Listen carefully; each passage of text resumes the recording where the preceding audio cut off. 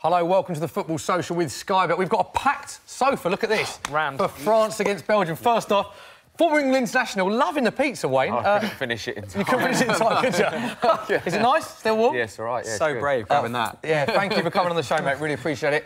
To his left, what a full sofa we've got. Dave from Football Daily. Dave, how are you, mate? I'm very well. I'm so nervous about tomorrow already. We've got over 24 hours to go. I know, big game for England. We will come, of course, onto the England game. Temps, you and Nathan. Nath, back from your European tour, how was it? Yeah, no, it was good. Tell us where you went. I went to Hungary, I went to Austria, and I went to Slovakia. So basically the tour of the nations who are not in the World Cup. Brilliant, OK. And tell us about your role today, because we want you guys to get involved in our conversation watching France-Belgium. Temps, what are you looking for? We're looking for good questions. That is all we're looking for. Simple as that. So leave them in the chat, or you can tweet us at Football Daily UK with the hashtag #TheFootballSocial. OK, and also, who can forget the man with the best hair of all of us, Chris Hamill? Chris, thank you very much. You're too kind. Yeah, sat on your knee over here. A little bit unwanted, to be honest. You've been away as well, haven't you? I have. I went to Croatia. I got back at 3 o'clock in the morning, so if I'm talking garbage, then please excuse me. Is the World Cup hype there as well? Because obviously they are England's opponents. Yeah, it was brilliant. Havar's an island, so obviously not very well populated, but there's quite a lot of Sweden fans there. I was quite surprised. They were outnumbered at the weekend. Oh, right. But everyone was in good spirits, so... Right, the team is in. The team is in, good to it. This is the France team. Wayne, come to you first. Thoughts on this French team? Very strong, isn't it? Goals everywhere in that team. Dangerous, yeah, but, you know, this later stage in the World Cup, you expect every team to be dangerous. The one I'm just looking at is Mbappe. Yeah. I think it looks great, and for me, he could be the best player in the world. If he you think he's Messi, Ronaldo, who could reach those levels? Definitely. Yeah, he's going to go on Henry. He reminds me of Henry, his power, his pace, he's got skill. He's got everything for me. And against Argentina, that's surely one of the individual performances of the World Cup. Yeah, I was in the pub watching that, actually. Great day that was. Luckily, I hadn't had too many drinks, so I remember the game. Yeah. He was absolutely on fire. Unbelievable. I didn't want France to win because I love Argentina, love Messi, but he was electric. So looking to see how he does. OK, top team. We've got the Belgian team. Hamill, I want to talk to you about this Belgian team because we've looked at it and we're trying to work out, all of us in the gallery, who is playing where. Obviously, we know it's a flat back three with Toby, Vincent Kompany and Jan. Where do you think that this midfield is going to fit in? Multiple different sources giving out multiple different lineups, isn't there? So we're going this one. They're obviously missing Thomas Meunier, the PSG fullback. He's been brilliant for them this tournament, but has been suspended due to the amount of yellows he's racked up. Fantastic against Brazil. They'll definitely miss him down that right-hand side. And they actually played De Bruyne in a false 9 position against Brazil, and he was brilliant there. So I don't think... You don't think we're playing there? I don't think he's going to be forced out wide. Lukaku actually took up that wide mantle against the Seleção. So we'll see how that pans out. But Chadli, naturally right-footed as well, so I expected to see him on the right and Carrasco come back in on the left.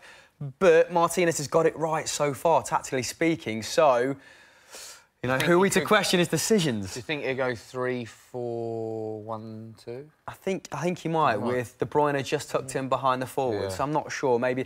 But that forces Moussa Dembele out right, and that's not necessarily where he's the best and can affect the game the most. So one of those players is going to have to sacrifice their natural game, methinks. Definitely. Interestingly as well, 10 of the 11 Belgian starting lineup play in the Premier League. 14 of the 22 play in the Premier League as well. Dave, goes to show just how many quality Premier League players are left in this tournament. Strong league. Yeah. For an extremely strong nation tomorrow, mate. Yeah. There you go. Yeah. I'm really looking forward to see the Kante versus Hazard. I think that's going to be a really good battle. Yeah. For a really good I think he's been the best player of this tournament so far, Kante. I know Mbappe's had virtuoso performances, but Kante's been he's just super consistent. His fitness levels are incredible, aren't they? It's unbelievable. Unbelievable. Super consistent. As well as all of that, we have, of course, got some great incentives from our mates at Sky Bet. Here they come. They're on your screen right now. Place £10 worth of bets on France v Belgium and you will get a £5 free bet. You must get your bet in before kick-off. Minimum odds of 1 to 3 apply. You have to be 18 plus, and of course, full terms and conditions apply. Plus, we've got a great request a bet for you. Vincent Kompany, listen to this one, Hamill. Kompany and Pogba to score, both to score, is at 80 to 1. Available before kick-off. On subject to change. See skybet.com for the latest. Again, you have to be 18 plus, of course. Full terms and conditions apply.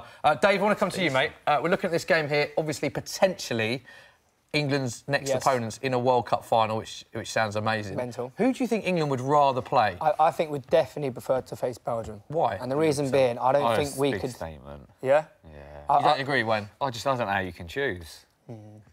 Why did you say that, Dave? Because I think like Belgium, we've got a couple of reasons. A, it would feel a bit more like a Premier League game, which I think would suit our players. I think we would definitely struggle against the pace of France. But again, they've got players like Hazard and Lukaku in the Belgian team as well. So basically, what I'm after is extra time. Let them just run themselves ragged. so that hopefully when it comes to Sunday against England, we're in fine physical condition. Wayne, who do you think England would rather play? I get what you're saying. They've got more Premier League players in their starting lineup, so you know all the players a bit better. Playing them, you play against them week in, week out. So yeah, I'd probably say Belgium. And to be honest, I'm a Belgian fan tonight. Yeah, you're big. You said to me you were going to get a Belgian shirt, but you didn't quite bring one. I couldn't find one. To be honest, Sports Direct never had one. So yeah, other sporting shops are available. Right, guys, in social media, what are people saying about this game? Yeah, so we've got some questions coming in. Love it. Now, of course, what we're asking is for people to leave comments on YouTube, on Periscope and Twitter, and also on Facebook with the hashtag #TheFootballSocial. So keep your questions and your comments and your predictions coming in. We've got a few that have come in already, and we've got a question from Romario. And Romario? Romario, via YouTube, there you go, bigger and bigger. Who asks, can Kevin De Bruyne reach Lionel Messi's level? Ooh. What do you think, Chris? I think they're different players, aren't they? I mean, for a start, but I think they're talking about can he reach the level of world class? He is world class. He is world class, isn't he? Yeah, 100%. Which we always have debates about in the office. The definition of world class, and the most diplomatic conclusion we've come to is if you're the best in the top 5, let's say, players in that position in the world at that time, with other contributing factors. And with that ruling, you've got to say KDB is world class, and he can impact games in the same way that Messi can. He can be extremely decisive. I think, double figures for goals and assists this season, and he can play anywhere. I love his tactical flexibility. Pep Guardiola's deployed him a little bit deeper this season. He's almost playing like a quarterback, just Hail Marys left, right and centre, or he can put him out wide. He's got that lovely low whip cross, hasn't he, that people have been eating up at the back post. The second half of his season tailed off a little bit because he started so explosively, didn't he? Yeah. But unfortunately, for him, Harry Kane hit a purple patch and won, was it PFA Player of the Year? I think, barring Harry Kane, he was the other outstanding candidate. So, yeah, he's fully on song right now. Do you think he could be like Ballon d'Or level, Wayne? We all know he's world class, but is he? I mean, to get into Messi and Ronaldo, if Nedved can win it, then Kevin De Bruyne can win it. He's there now, but he's not. He's not up front scoring all the goals like them two are. No, so that's probably why there's a chance he might not win it. But for me, he's there already. Like the pass, his vision, like he is, like you say, like a quarterback. Yeah, he is, isn't he? Yeah. He can cross the ball from anywhere on the pitch and slip someone in. Yeah. Like his vision is unreal. It's like being on the PlayStation and he just hits the through ball button and it's there. It's unbelievable. I think the thing he was very good against Brazil. His goal was fantastic, but I don't think he's had the best of tournaments. Do you know? I think he's like, don't get me wrong, he's not been poor. I'm not, before they start going in the comments. But as I don't like for like the standard he's set this season, I don't think he's had the best of tournaments. But then again, when you come to this end of the tournament, this is when you want to be shining, right? Now, of course, we haven't got any reporters out on site today because it's not an England game, but we have got cameras in. That is Paris. Obviously, the French flag's there. Cameras in Paris. And that is, I believe, Antwerp as well. So we will be cutting to them as the goals go in. Surely there's going to be loads of goals in this game. We could have sent Zach to Antwerp. We could have, yeah. I mean, I'd have been up for that. Paris and Antwerp. So it'll be interesting to see how they react. Interesting as well, with Sky Bet, the odds to win outright. They've got France as the favourites, then England, then Belgium, then Croatia, which means England, Hamill, there they are, odds to win outright. France, you can get 2-1 with Sky Bet. England 5-2, Belgium 11-4, Croatia 5-1, which means, Hamill, England go in to their semi-final tomorrow as favourite. Don't forget, you have to be 18 plus and full terms and conditions apply. England as favourites. Sorry, mate. World Cup semi-final. I was burping there. I had a few jalapenos before we came on. It's not settled well. I think, they've got to be favourites for the Croatia game. I like Croatia, and they started really well, but they've struggled in the last 2 games. Obviously gone through in consecutive penalty shootouts, which in itself is very fortunate. And it's well documented they've got a tremendously talented midfield, albeit they are over 30 now and maybe playing extra time will play a part in maybe their performance dipping, but they're to be got at defensively. And Kramaric up top by himself, scored a good header against Russia, but... Is that a weakness there for you? I think we can marshal him out of the game. I like that. The benefits of that back three is that you can bully a man who's playing on his own up front, and we do have very good wing-backs to kind of make up for their wide game. But I am fairly confident, touch wood. Is this wood? Yes, it is. Wait, how do you see tomorrow going? England-Croatia. It's crazy that statement that I just said is that England go into a World Cup semi-final as favourites. I mean, it's something I didn't think I'd witness. We should have put them bets on at the beginning, really, shouldn't we, really? I think everyone should have, if you're an England fan. I said Belgium at the start of the tournament just because I thought the odds were great. Did you have Belgium at the start, did you? Yeah, but I did. Right, OK. But I didn't bet on it because it was my tip for everyone. And usually when I bet, I'd lose. That's why I haven't bet on England. Right, clever. So it means we're going to win. Yeah, basically. Thanks, Wayne. But yeah, I think, like I said, they played extra time. They're going to be tired. And I think as long as you don't let their midfield dictate the game, because that is when they're at their best, is when Modric, Rakitic and dictating the whole game. Yeah, you're okay. You just control them. Hender's got a great game, hasn't he? Yeah. I feel like Henderson's got a big game tomorrow because of the whole midfield has. Exactly, yeah. They've got to put the work in and just make sure they don't control the game and get at them. Like they've got good players in defence, but I think our forwards can walk over them, to be honest. Dave, do you think that'll be an England victory tomorrow? I hope so, mate. I hope so. Just the thing is, before the tournament, I thought I had no expectation, right? But now now that we're this close, it will hurt so much more now if we kind of go out tomorrow. Croatia in a semi. You know what I mean? It's crazy. It's crazy. Especially when you think it's such a winnable game as well. Yeah. What's that like? You must have played in games when sometimes going into a game as a favourite. Can that work the other way? Because just sit on the bench, mate. When they cap. No, do you know what? Do you know what I like about the England team is they seem really relaxed. They seem really confident. You know, putting on an England shirt, there's expectations, there's pressure, and I think this team, from the times that I've watched England play and the different teams I've seen, seem to be coping with it better than any other squad that I've seen. I also get the sense there's more to come from players like Dele Alli, whose fitness has been questioned on occasion. Jesse Lingard, who's only just scored the one.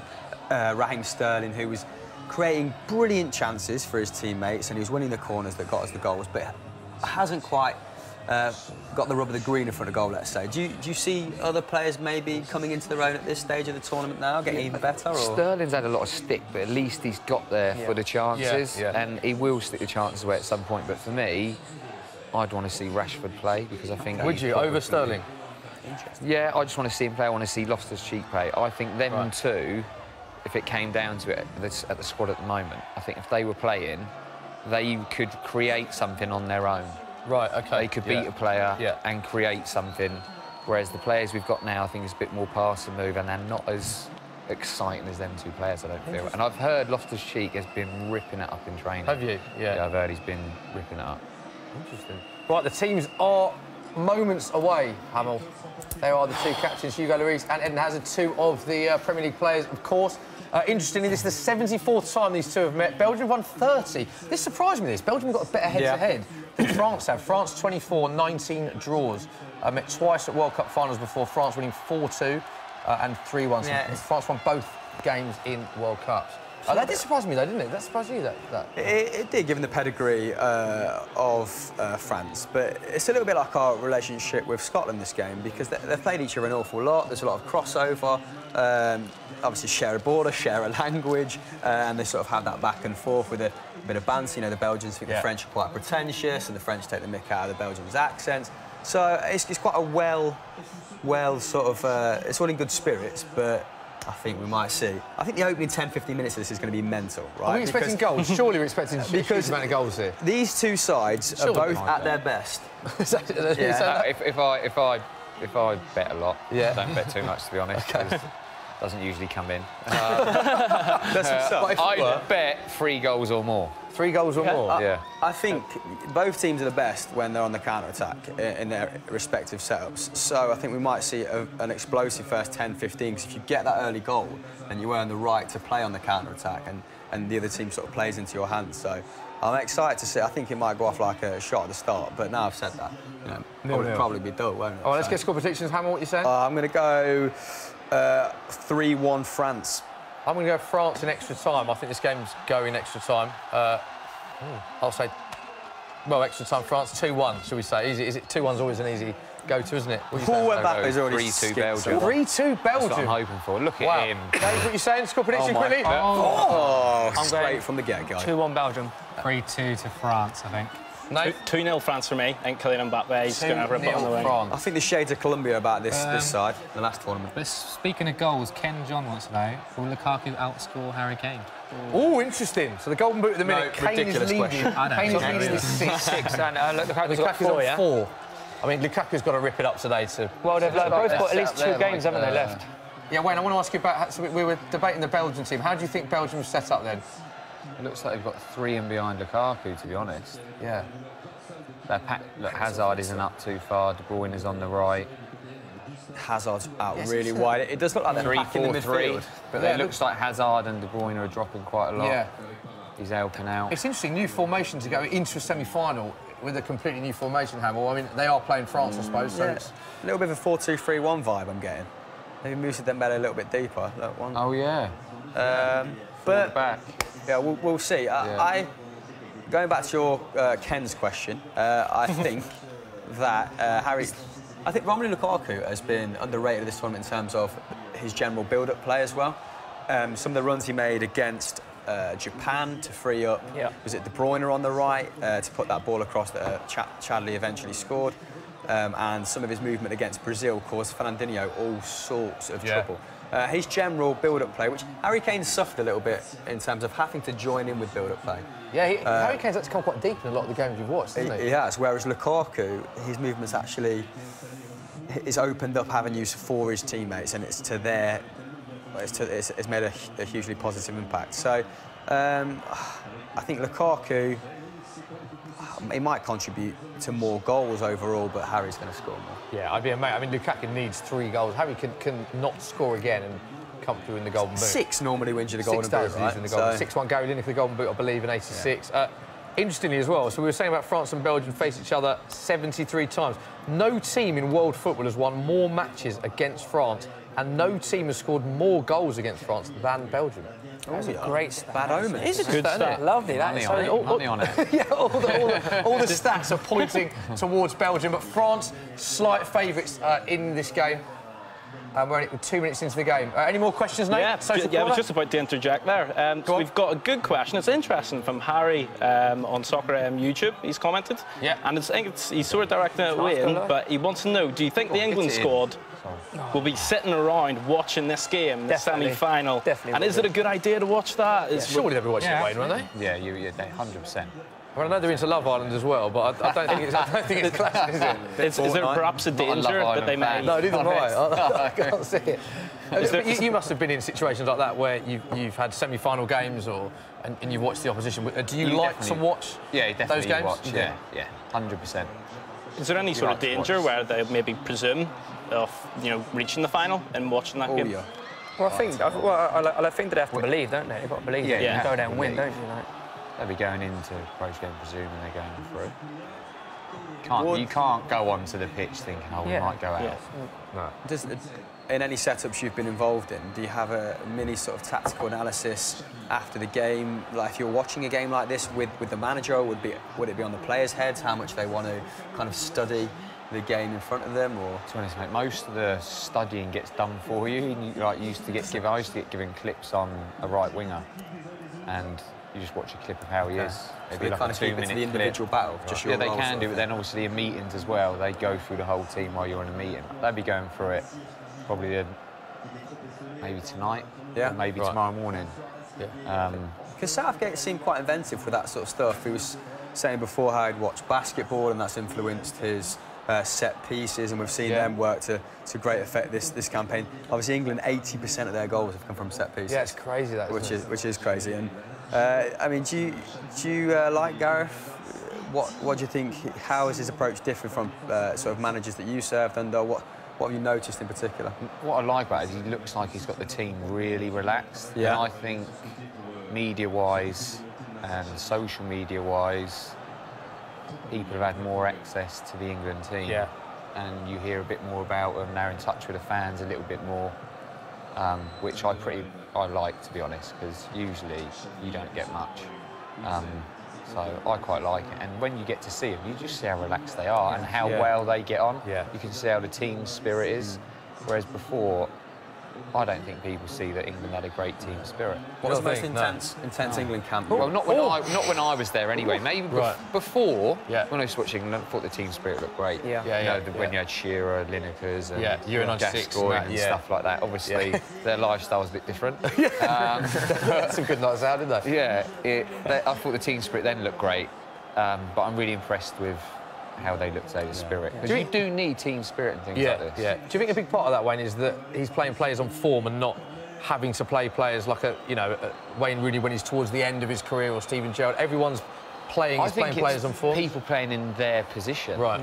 Because when you look at England, they used to stick Scholes out on the left. Yeah, it's crazy that. He's a centre midfielder. He was probably one of the best in the world. He should be in centre midfield. He's the first pot you bet. Here we go, Chadley corner. Is that it? Come on. Impressed with Chadley when he's come on. That's the worst corner I've seen. Having said that, I was sitting in the game as well. He's one of these players though that you'd look at the start of the tournament, and let's be honest, you wouldn't expect him to start in that Belgian team, but he's come on, and Martinez has made some brilliant subs in this. He has, and in this tournament. We weren't his biggest fan at Football Daily following him sort of leaving Everton for various reasons, not being able to put a competent defence together being one, but he's actually unbeaten in his stewardship over the Belgian national team. So there hasn't been a black mark to his name, and some of the substitutions he's made, particularly Fellaini. I think Chadley's had one very, very good game where Carrasco was playing terribly. And do you think also, see someone like Chadley, where's it like? West Brom. So this is opportunity, right? He's literally on the world scale. World scale? The world stage. World stage, and not a scale. And just be like, yes, this is the kind of player I am. I should be playing at a high level. Yeah, and I think the kind of fullback position maybe works for him a little bit because 23. I mean, he's got a fair amount of pace to him. He's got a fair amount of power. He's kind of been quite technically sound his whole career, but not very maybe disciplined, or can dip in and out of games. So maybe, and with that back three behind him, he doesn't have to be the most disciplined, because that is a formidable back three. Yeah, Martinez, he lost his first game in charge of Belgium against Spain. 2-0. Wasn't a competitive one. It was a friendly. That's what I was alluding to. Correct, correct. And he hasn't lost since. 23 matches, all qualifications, tournaments. Crazy. So his record, won 14 of his 15 competitive games in charge. That's an amazing record, isn't it? Yeah. I mean, qualification in Europe does tend to kind of go that way, doesn't it, for the top sides? But this beating Brazil was a massive, massive statement. Did you watch any of the Brazil game, Wayne? Did you catch any of it? Because obviously a big fan of Belgium, aren't you? Yeah, I am. I did watch it. I thought they were fantastic. Buzzing for De Bruyne's goal. Oh, absolutely right. Do you think if Brazil had equalised, though, Brazil would have gone on to win that in extra time? No, I've not been that impressed with Brazil, to be honest. I think usually defensively, when I've seen them play, I know they've got a lot of flair, but they work really hard. They press really well as a team, and I didn't think they had that this World Cup. I didn't think they pressed that well as a team. They've obviously got natural ability. They're going to create chances. But Brazil usually do press really well as a team, and they're really aggressive when they press. I didn't think it was as good as Dani Alves, didn't they? Yeah, definitely. Yeah. I think with Brazil as well, like, it was quite clear that Neymar was not fit. You know what I mean? And he was like, even if he was like physically fit, there's no way he was match fit, or was he? And it was just. No, that's a good point. I know, it's like such a big player for them. Yeah. Because he actually created the most goal-scoring opportunities at the World Cup. I think it was like 23. Can't say that on the floor. At this World Cup. Yeah. So far. Trippier was up there as well, wasn't he? Yeah, Trippier's I think he's top 5. But yeah, I was surprised to see that. But I mean, he tends to complete like double digits per game, Neymar, for dribbles, and he is insane. But his histrionics have taken away a little bit from his performances. I guess he opens himself up to criticism a little bit more, doesn't he? But what have you made of him? You know, rolling around the floor as an ex-pro. Would you not just say to him, like, as a teammate, at half-time, are you saying, fantastic, you've won X amount of free kicks, and you know what, they have been kicking you off, fair play? Or do you go, mate, it's getting a bit embarrassing now. You've spent 14 minutes on the floor. To be honest, it really annoys me. Yeah? I like your honesty, Wayne. I like that. I'm Wayne Bridge. I can't really give Neymar stick, can I? I got, really good friend, Didier Drogba. Yeah. He was so strong. And don't get me wrong, you win free kicks. Yeah. But he used to fall over, and I was thinking, what is going on? It was like, how has he not been booked for diving? Like, so when you do that, and how would you react? Here we go. I'm one of them people in a game. I was, whatever, you know, Really, it's happened again. But if he wins a free kick, you know, you're happy. But I hate seeing it, to be honest. It makes one, because I'm quite an honest player. Yeah. And what used to really annoy me is that I was never someone who'd go around kicking people, and I always felt like, where I was honest, the referee should know I'm an honest player because they should know their players. Yeah. So whenever they went against me, it used to really bug me. I'm like, you seen he's just dived on the floor? Like, you should know he's a diver. You should know me, I'm honest. I can tell that's bugged you just from his reaction. It really bugs me. You're still angry about it now, aren't you? Player, are you thinking of it? I can't remember. You're really angry still. I just remember having to go to the ref all the time. Like, you know me, I'm honest, come on. Was the one player in the Premier League in your era that... Ronaldo is probably one of them. What was he like to play against? God, that must have been... It's average, mate. Guys, I just want to interrupt. I didn't realise that Smithy's mum is watching. I don't know why. No, we've got a comment from Mr. Ryan Stylkamp, who says, Smithy is in his element. What a gent. It's a pleasure to watch and enjoy his work. Huge fan. Who did you pay for that? Who did you pay for that? Yeah, making out that's my family member, yeah. Thank you. It's those teeth, Lost mate. all train of thought.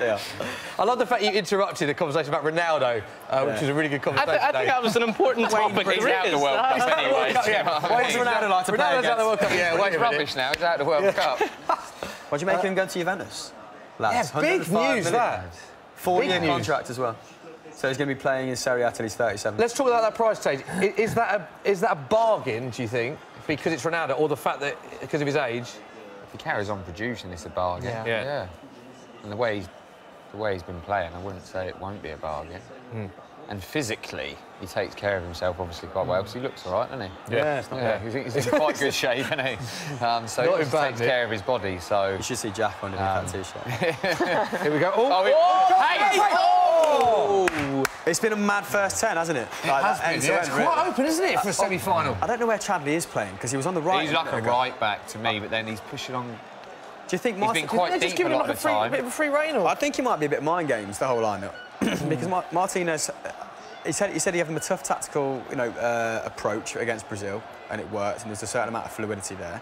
And I feel like it's kind of going on again here. Is that Chadley out on the right again? Yeah, we're talking about discipline. I think he's going to have a lot of discipline in his game. Do you think they just switched flanks straight away? Because did Chadley start on the left? Yeah, he started. Yeah. No, he started on the right, quite deep. I thought. Maybe. It looked like they were playing a back four at one point. Tongan. Poor. But when you mentioned Ronaldo there, best player you ever played against? Would you say, or was there anyone else that? Yeah, probably.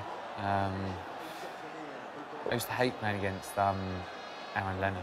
Did you? Yeah, because he was just so quick over like 4 or 5 yards. Right. Kieran Dyer was another one. Thierry Henry? I never really come up against him that much, but obviously he was hard to play against. Yeah.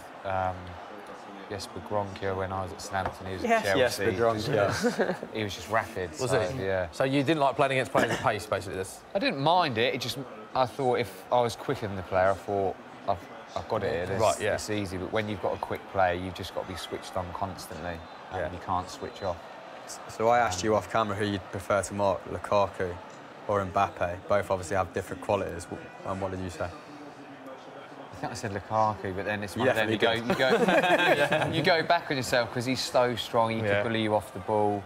And to be honest, I don't think he could be the best player in the world. But I think Mbappe probably. Interesting. So I'd go Lukaku, but it's a difficult one.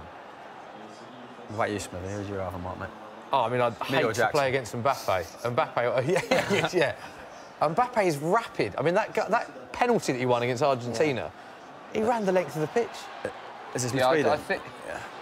He could destroy you as a player. Yeah. And then with Lukaku, you could come off with quite a lot of bruises. This is so open. This is so open. Yeah, 14 minutes gone. Very open game. I think that's because if you were like if it was your job to mark Romelu Lukaku, you definitely want some backup from the left-sided the defender as well to go, look, come on, where is it? Took him a little bit, yeah. Whereas if it's against Mbappe, it's just pace. It's really difficult. It's a lot hard to defend. I think with Mbappe as well, he moves around the pitch quite a lot, and you're looking for help from your teammates. And what a pass! Chance the game. Oh! Square it! Eden Hazard. That was such a little. Wow, that was the first big dink. chance of the game. 15 minutes in. Lovely dink from KDB. That was me doing a dink. I'm not just like, randomly switching out. But... Wow, what a square it. Let's square it. Oh, square it. Who's that? Would you square Fellaini though? Lukaku, Fellaini. Yeah, maybe. So close. I mean, Eden Hazard does what he wants. Will he be the replacement for Cristiano Ronaldo at Real Madrid? Could possibly, reported, yeah. You know. Surely Real Madrid are going to buy someone huge with that Ronaldo money and the next Chelsea are going to have to do a lot of work if they sell in. You think? Yeah. There's talk of Willian going as well. Yeah. If they sold them two, they're probably their two best players last year. Chelsea's a bit of a weird one at the minute, isn't it? Yeah, I mean, exactly that. Conte and... What do you think as a player, looking in? Conte still there for some reason? Looking in, it looks like you've got a manager that doesn't want to be there and a load of players that don't want to be there. Well, does it? Hello? No. And to be honest, I thought he would have gone by now. I thought he was gone. I thought he might have gone before the end of the season even. So I'm really surprised that he's still there. Do you think he'll be there at the start of the season?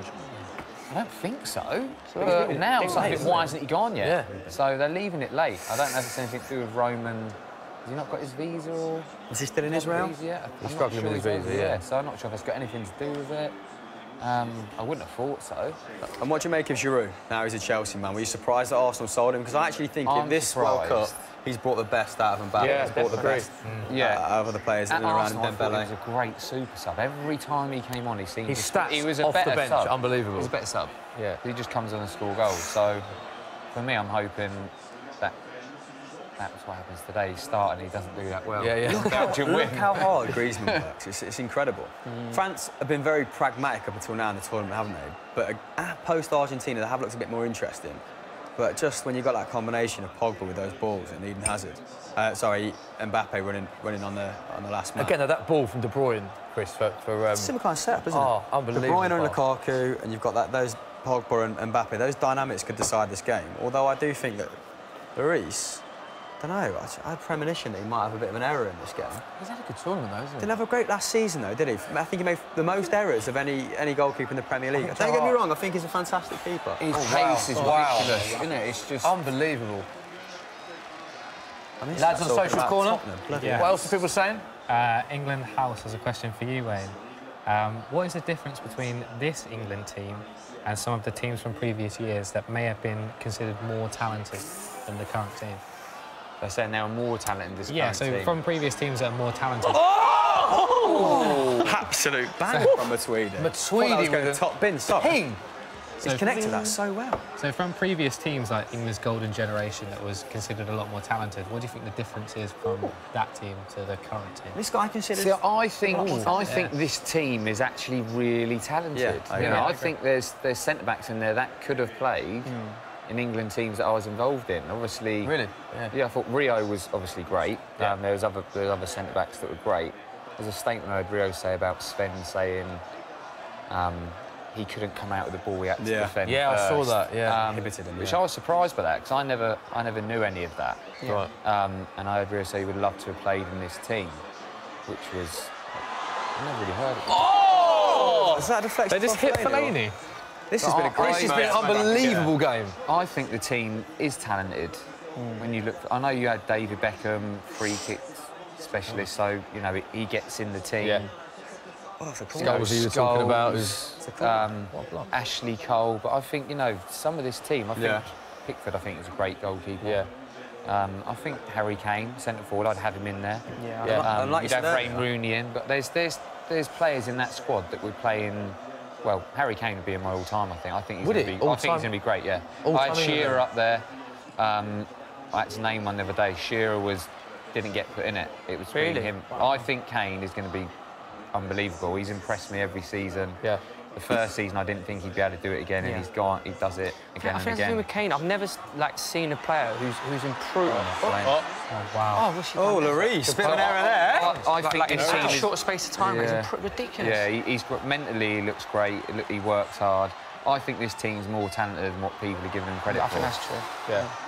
That is a great recovery run from Fellaini. Which is a really good game, isn't it? The similarities really open. The similarities between England and Belgium, I think they're both work. Like there's players there that might not have been in the starting 11, might not have been as good as bygone eras.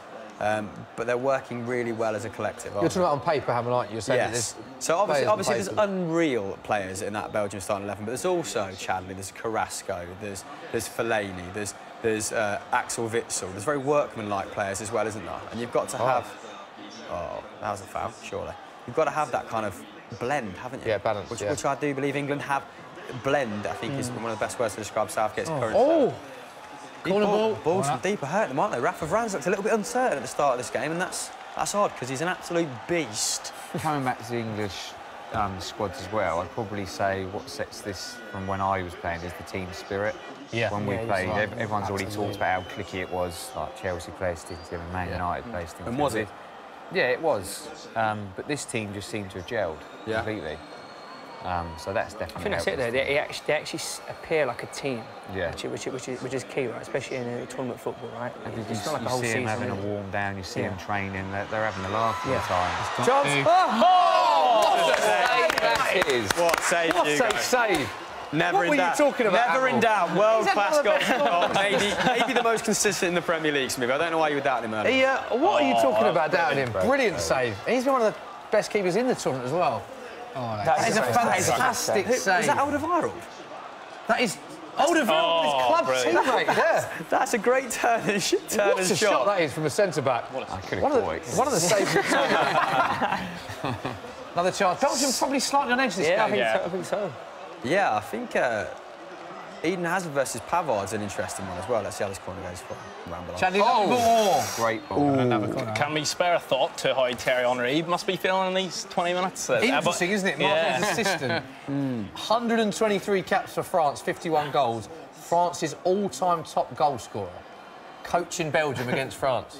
The president of the French FA it's a win-win. Came out and said, like, we've kind of let him slip through the net a little bit because I remember a journo asking, like, why aren't you working with France? And he was just like, no one offers. I haven't asked, yeah. So. It was the same. Well, he wouldn't turn that down, would he? Well, it was the same at Arsenal. Like, I don't understand how he's not a coach at Arsenal. If you're a young kid, like, how could you not look up to that? How could you not learn from that on a daily kind of basis? Patrick Vieira, another big one. Vieira, you know, I know we're slowly changing that. We like managed to bring back Freddie like Lundberg. He's now part of the under-23 setup. But it's like. I think Perez still trains there every day. He's Perez is knocking about. Can't get rid of him, mate. Yeah. But yeah, Pavard's not actually, the French right-back's not actually right-back, is it? Been playing in Germany as a centre-back. And there's that sort of Hail Mary ball we were talking about earlier. But, animated. But I think Hazard might get in this game. He's not naturally, I think he plays quite narrow. He's nice ball. What trying to do there, really? Close game. I feel like Belgium is slightly edgy. Yeah, I think so. Has Giroud got the best lid in the Premier League, don't we? As a man with it's not bad, is it? Following on from the Thierry Henry mentioned before, do you think we've got a question here and basically asked, do you think there'll be an ounce of Thierry Henry which his brain will be conflicted with France? Nah, he's probably on a bonus if Belgium. We did put out a tweet earlier asking who Thierry Henry want to win, and we had this from Ink's Copyology, and he says he wants Belgium to win because he's a winner. He always won as a player, and he'll want to win as a coach. I think that's a fairly good summation. I think he's so competitive as well. Look at all he's won. He's not going to want to lose this, is he? I mean, there's no doubt. And it's quite common now as well. It's not, you know, there's a lot of managers that manage or coaches of foreign teams. I don't think it's that uncommon. No. I think you're right. I think he's a professional, isn't he? Yeah, like you say, he's a winner, so we want him to win. So it's an absorbing game. I could easily. Sorry, lads, I'm tuning out. This is end-to-end stuff. It's 2 minutes. How are France pressing this high now? Because it seemed like 30 seconds ago they were ready to concede. Oh, look at this interplay. Lovely. Chance. Corner ball for France. France edging back into it. Hernandez has had a great tournament as well. Smithy, I have to interrupt again. I'm sorry. I'm sorry. You just keep getting so much attention. So, a fine friend, Tubes, has commented. And he said, can you ask how much makeup Smithy has got? He looks like he should be a madam to There's a common theme that whenever I do anything, any streams or shows, and whenever Tubes comments, it is either about my barnet or makeup. So when you said he was commenting, it didn't surprise me. He's on point. Yeah, I have come back from Spain, so a lot of it is natural. Liar. A few weeks ago. You say that every week. He's been on the beds 8 minutes. Lovely job. Your hair's getting off lightly. Unbelievable. Look at his barnet. How's that getting off lightly? I've killed for Not less. spraying there, mate. Come on. Yeah, mate, it doesn't move. Mate, you mentioned Pavard earlier. You're saying... what were you saying about Pavard? Potential weakness or to get at? I think that has... Yeah. Oh, hello. Chance? Gone out, innit? Because interestingly, he's never lost a match representing his country. What, Pavard? In any age category. This is incredible. Say that again. Sorry to throw... I will say it again. Yeah. Pavard is emerging as a bit of a talisman for France. Not that Someone else is trying. Pavard has never lost a match representing his country, whatever the age range. Under 19s, under 21s and seniors. That is 29 games in total. That means he's going to lose today, then. Yeah. Well, either that or if the Belgian players know it, they'd be 2-footing him at some stage. On that note, though, David, Henderson's got an amazing recent record. Yes, I don't quite know what the. Oh no! Don't give it. Yeah, no, I can't. But yes, he has a very good record. He has a very good record. Lost the last 30 or something. So who's playing left wing back here? Sorry. What's your question, Chandler is effectively playing as a right wing back, right? Is it still 4-2-3? No. He's worked hard. He gets up and down. Yes, look, Hazard's playing left back. No. Yeah. Martinez is bamboozled me. Both teams are showing each other a lot of respect, aren't they? Like I said, I think both teams wants to play on the counter, and in order to do that, they've been told to go and get the first goal. And we've seen a really entertaining first half an hour as a result. I don't think my 3-2's happening. Still early, unless it's 3-2 in penalties. 3 goals against Japan. Did you watch the Japan game? Oh, yeah. That's brilliant. I thought they were... That was unbelievable. Great. I felt sorry for them.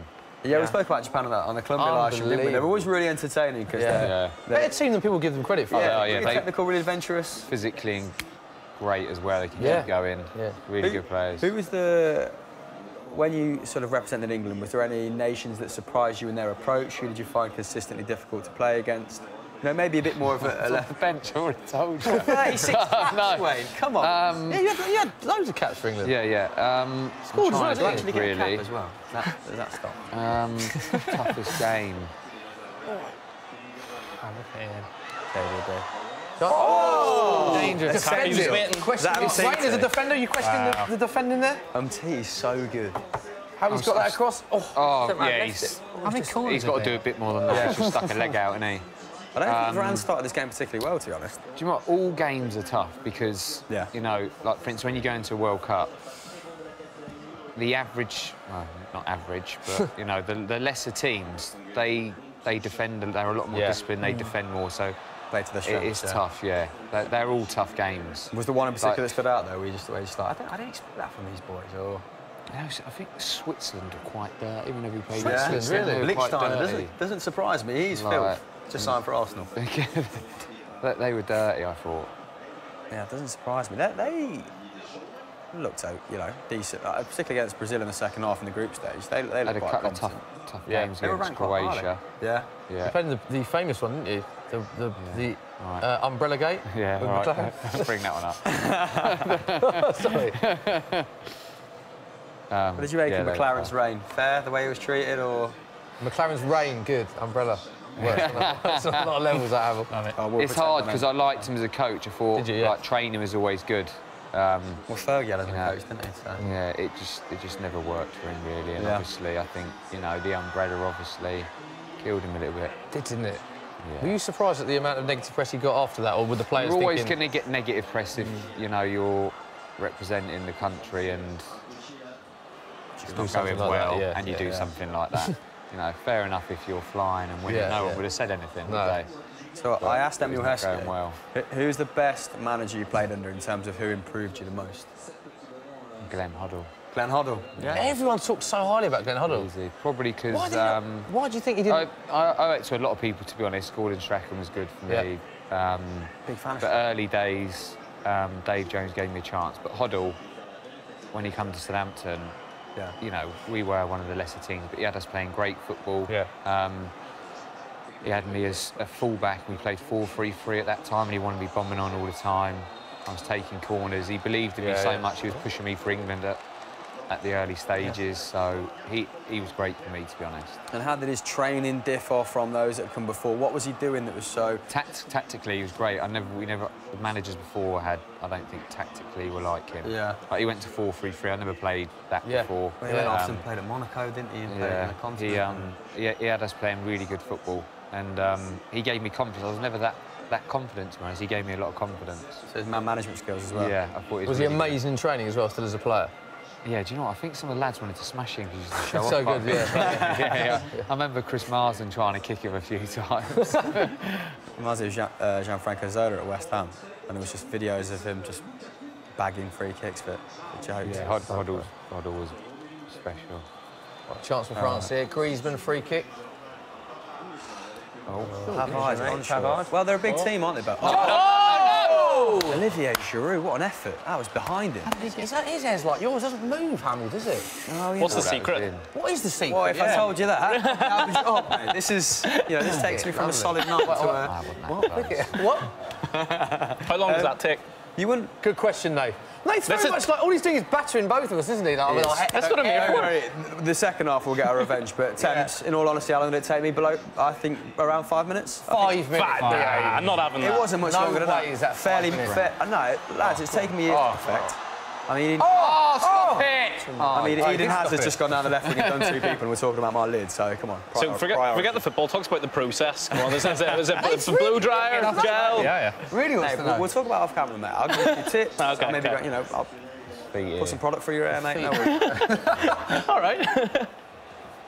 Right, so Henry wants to know, who's the biggest surprise player of the tournament so far?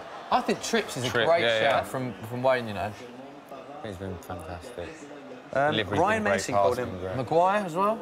Yeah, he's been good. Ryan Mason called him the best dead ball specialist he's played with, which was surprising, given that he's played at Tottenham. But what about his game has impressed you? Have you seen anything? The crossing, the passing, as a fullback, spotting pass. He works hard for the team. Yeah. I'm buzzing to see where he is because I was at Man City when he was a young kid there. And he was one of the good kids that he always listened. Yeah. He worked hard. And I love the fact that he went from Man City. He went to Burnley. Yeah. Done the Spurs. Yeah. And now he's at England, ripping it up in the World Cup. And see him step up and take a penalty, I was buzzing for him. That was a big penalty as well, wasn't it? Yeah. Big penalty. Shows how much confidence he's got as well. He's come on tremendous from when I was at City. Chance for Giroud. Giroud's not scored yet, has he? This time we've talked about his role for France. I feel like and he has had an important role. Yeah, he's done a lot more than. It's a bit like Sterling, isn't it, Dave? What you were saying. Although he hasn't scored, and he probably criticised for not scoring. He does a lot for Yeah, of course. Yeah. I don't think he started this tournament either, did he? Did he come in the second game? Didn't start. Didn't play the first game. Yeah, France struggled in the first game. I think it was Australia. France were poor in the first against Denmark as well. That was dour that match. Look at N'Golo Kante. Look at him go. Nicks in and gets the ball. I love him. How on earth did we sign Xhaka? Oh, that's poor though. He can't pass. Mental. I think he's added that. He's added that to his game. For Chelsea, he's just an all-action midfielder now. For Leicester, he was that. Olivier! I don't know why he's standing up. He was asking a lot of Olivier Giroud there. I think he should have been on his bike a bit quicker there. He's only got one option here to cut it back. It's like, is he on? I think he's on. He's on. Let's get back on. He's on. As he cuts his back. He should have. I don't know. This is a very tight game. Who do you actually follow? Do you have an allegiance to one club that you played for? I was a Southampton fan. Oh, okay. I'd probably look more Brighton, Southampton, Chelsea. I had a really good time at Brighton. I went there, loved it. The Hugh? Or was it Gaspoye? Wow. Yeah, fans are quality. Fans are great. Southampton, obviously, that's my team. But I had a long time at Chelsea. City as well. I always look to City. To be fair, look how everyone's getting on. I've been at West Ham. Fun-loving guys. Yeah. Everyone. I've been at West Ham. I loved it as a club. It reminded me of like Southampton, Fulham. They're a real family club. Yeah. Buzzing for Fulham as well coming up. So I was there before. They've just signed someone that was linked with Barcelona last season, Alexandre Player from Nice. That is an excellent bit of business. Might get Mitroglou as well. Do you see Fulham staying up? I hope so. They've got a good first-team coach, Scotty Parker. Yeah, I know. Yeah, buzzing for him to get that job. Have you spoken to him about that? No, I sent him a text and everything, just saying, cushy little job, mate. It's only down the road, isn't it? Down the road. Cushy little job. Yeah. I just congratulated him, really, because all I've heard from anyone that's worked with him or done their badges with him and how everyone speaks to him, everyone rates him really highly. He was Spurs youth team coach last year. Yeah, he was. Did a great job. Saying he was doing really good, so I'm absolutely buzzing for him to get this opportunity. And like I said, I think he will go and be a great manager. Do you? From what I've heard people say, and I hear him talk football all the time, I think he'd be a really good manager. Yeah. Yeah, and he's one of these players that I always find with Scott Parker, looking at it from the outside, is that he played for so many different clubs and so many London clubs as well. Yet he gets respected everywhere he goes because there seems to be a huge level of respect for everything he's done. No one seems to have a bad word to say about him. No, like, he's a gentleman as well. Is he? Yeah. He might not have been on the pitch, used to smash people for fun, but he's a gentleman, he's a nice guy. Yeah. And like I said, he has got respect from everyone. Yeah. Is there anyone else you played with that you think could make a great manager that's not made a step up yet? Joe Cole, maybe. Really? Joe Cole? That's surprising. I think he'd be quite a good manager. Said that with a right smile, like that is my opinion, but I haven't heard if he's going to be a good manager or not, or what badges he has done. But yeah, I'd say probably Joe Cole. I've got a mate of mine who used to play at Southampton, Gary Monk. He's obviously a manager. Yeah. I never thought he would have gone into management. Really? Wow. And was he quite usually quiet, the people that you don't expect to do it it? surprise you. Yeah, I'd say so. What about yourself? You ever thought about it? I was thinking about doing my badges and hopefully Scotty gets a manager's job and get the first team coach. To be honest, I'm not sure if it's for me. I need to do it just to see if it is for me. I'd rather be playing. I bet. Now I'm watching this, I just want to go and play. Do you want to go there? I just can't. Did you not fancy a bit of a swan song in the States or in? I would love to have gone to the States. My knee was just finished. Was it? When I was at Reading. I wanted to go out and play there. Just because Joe Cole's over there, that's why it reminded me of it. Yeah. He seems to be enjoying life. Just to experience it. But yeah, I'm not sure if coaching's going to be for me, but I need to give it a go just to see. Just to know, right? Yeah. Lads, we've got a Twitter poll that has split the nation. Good. We love a poll that splits the nation. But I'm gonna pose a question to you guys first. It's not about my area. So obviously, no, it's not. It's not. But obviously, I'm from a neutral perspective, being Northern Irish. So I'm gonna ask all you guys: would you rather England win the World Cup or be gifted £10,000? England win the World Cup. England win the World Cup. This is I would definitely take the £10,000 personally. You take the 10,000? Well, yeah. The realisation there. What is the split, Nate? Through. So, 27,000 people have voted, and it's so close. 27,000? Yeah, that's good. And not all English. So, 51. You can't do that. The comment underneath as well. Wow, this poll is so close. Is that Alexander? Nate, can we find out how many are actually So there we go. So 51% like England win the World Cup. Wayne makes a very good point. What's the demographic, the split, the age groups, the nationalities? Twitter is not advanced enough to tell us that yet. Maybe someday. But I think that's mad. I'd be taking the 10 grand. That would be good. OK, do you take 10 grand or Northern Ireland to win the World Cup? Oh, well, Northern Ireland win the World Cup. I'd have rated if you said the 10 grand and stuck to your guns. No. Surely it's once in a lifetime World Cup. I mean, what, risk waiting another 60 years for it? To be honest, Northern Ireland to qualify for a World Cup or 10 grand, and I'd probably still just to qualify and be there. I thought you were going to Wayne, I don't know if you know, but Nathan is devastated. I don't know if you remember how Northern Ireland got eliminated from the World Cup. They lost a qualifying match. Switzerland, was it? Yeah, don't talk about it. It still hurts. It's still very angry at that referee. All his plans gone out and it cut him deep, didn't it? Every time Switzerland's been playing, I've just been hoping they get beaten heavily. And since what Wayne said about playing against Switzerland, Yeah, I know. When you were talking about that, my fist was clenching. You don't expect it. I thought you were going to say...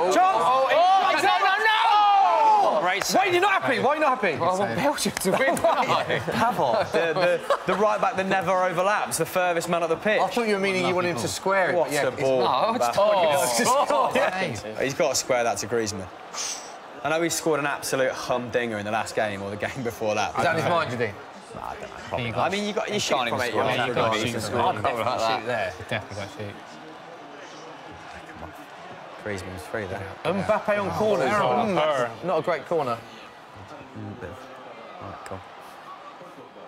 Go on then, Dogs. This is going extra time, lads, isn't it, this game? No, come on. Extra time. It should be. I think it should be 1-1 at the moment, barring a couple of good saves.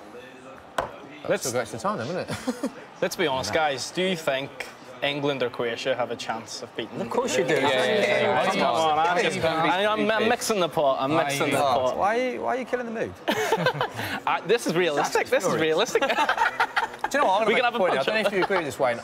If England played France or Belgium in a knockout game, I'd sort of understand where you're coming from, and I might fancy France-Belgium. But I think in a one-off game, in a final, do you know where I'm coming from there? In a one-off game, in a final, it goes out the window. We've been really good as well. Yeah. Which helps. I think we do all right. I rate our team really highly. I think we're an exciting team. And like I said, everyone seems really relaxed. I don't think anyone would be overawed by these two teams. No. Here's a question. Cast your mind back when England played Belgium. If Marcus Rashford had scored that one-on-one, scored it, England topped the group in a harder side of the pot, right? How do you think England's get on? I think we'd still be in the semi-final. So there you go. We'll be there next.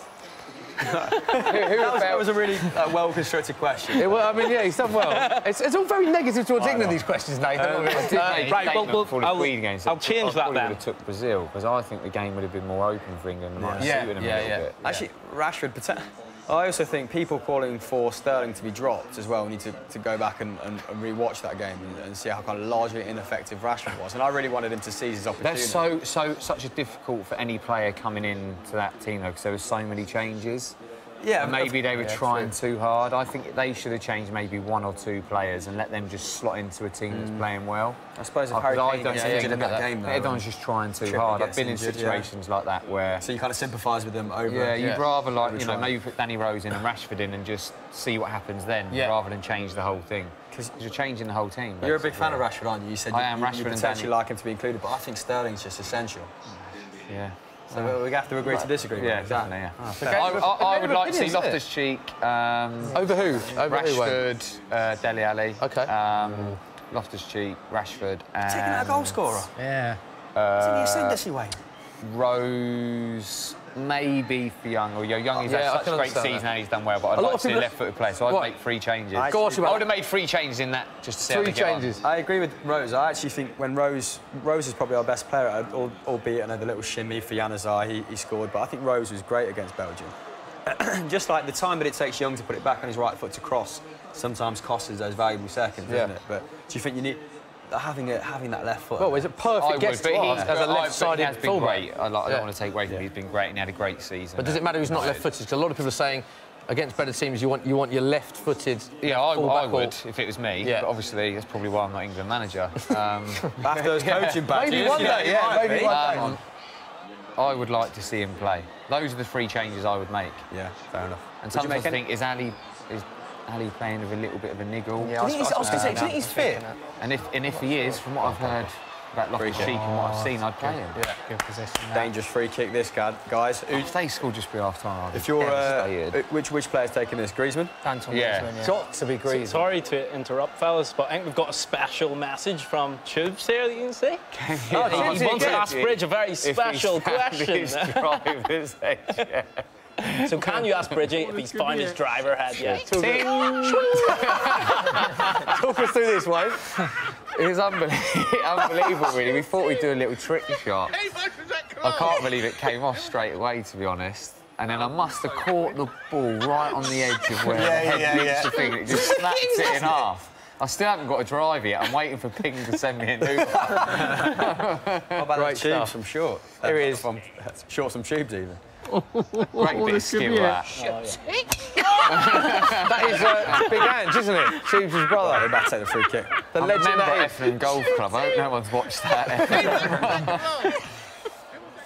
Here we go, it's Griezmann. Griezmann, some over the ball. Hit the ball. Right, Griezmann. The game again. Cheers for that, Tubesy. Back to the action. Griezmann free kick. That is a big old wall, isn't it? Wow. Come on. Tubes' golf is average. I thought he'd be quite good as average. He ain't the best. He seems like he's... And he plays all the time. Does he? He plays all the time, but he hasn't improved. I tell you what, against us, he bossed in the midfield against us, wasn't he? We played there. Oh, good player. Yeah, good player, yeah. I think he... How's your golf, Wayne? Chasing shadows. It's all right, hit and miss. Yeah. You better than Tudors at golf? We're on about the same standard, and I don't think I'm very good. Okay. Why is golf every footballer's second sport, you know? I want to play to be like, yeah, I'm a water polo, you know. All right, yeah, I go darts. A lot of them into darts as well, haven't they? Yeah. But is it just because, you know, just get away from everything? It's nice. Golf. Nice, yeah. I was never really into it. I only started playing over the last 2-3 years. Oh, fair play. And that was more because I was good weather golf when we were in Portugal, and the weather was great. Yeah. You had a buggy, and we had a cool box of beers in it, and away you go. Yeah, nice. So I'm a social golf player. Fair weather golfer, yeah. I'm not one of them ones that's going to play week in, week out and try and improve. I just do it to enjoy it. So if it's chucking it down with rain, you know, it's not you. I'm all right, mate. I'm staying 19th hole. Sure, we've got Wainbridge, the boxer, here as well. Am I right? Oh, yeah. Yes. A little bit, yeah, boxed a little bit. Talk us about the boxing. Nathan is a huge boxing fan. Oh, are you? Yeah. Quiz him on anything boxing, he'll know the answer to it. I loved it. I loved the training, just to keep fit, and I'm competitive, so I enjoyed it. But the sparring, oh my God.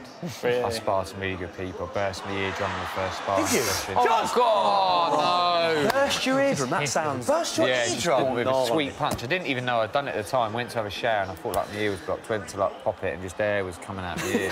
Wow. Would you do it again? I've done it twice. I would do it again. I've got an opportunity of doing it again. Mrs doesn't want me to do it again. No. Can we... and my memory's getting quite bad, so I'm wondering if there's anything to do with the sparring. I want to see Smithy against yourself. That's a matchup Are you sure? Me against Wayne? Yeah, I think that's an even matchup. Of course it's not an even match. Not taking on Rio by any chance, no chance. He's too big, isn't he? That's huge. Temp's had a good idea there. Let's do a poll and see who the people think will win. Have you ever done it? No, but I really want to. I've started training. He started sparring? Yeah, I've started training, but I think like I've been told that in a few weeks I could do some sparring, so that's a stage I want to be able to get to. But I think maybe when I get hit by a shot, I'll be. It's dangerous if you go into someone that you don't know what you're going to come up against, to be honest. I think you've got to be able to have a little bit of a tear-up.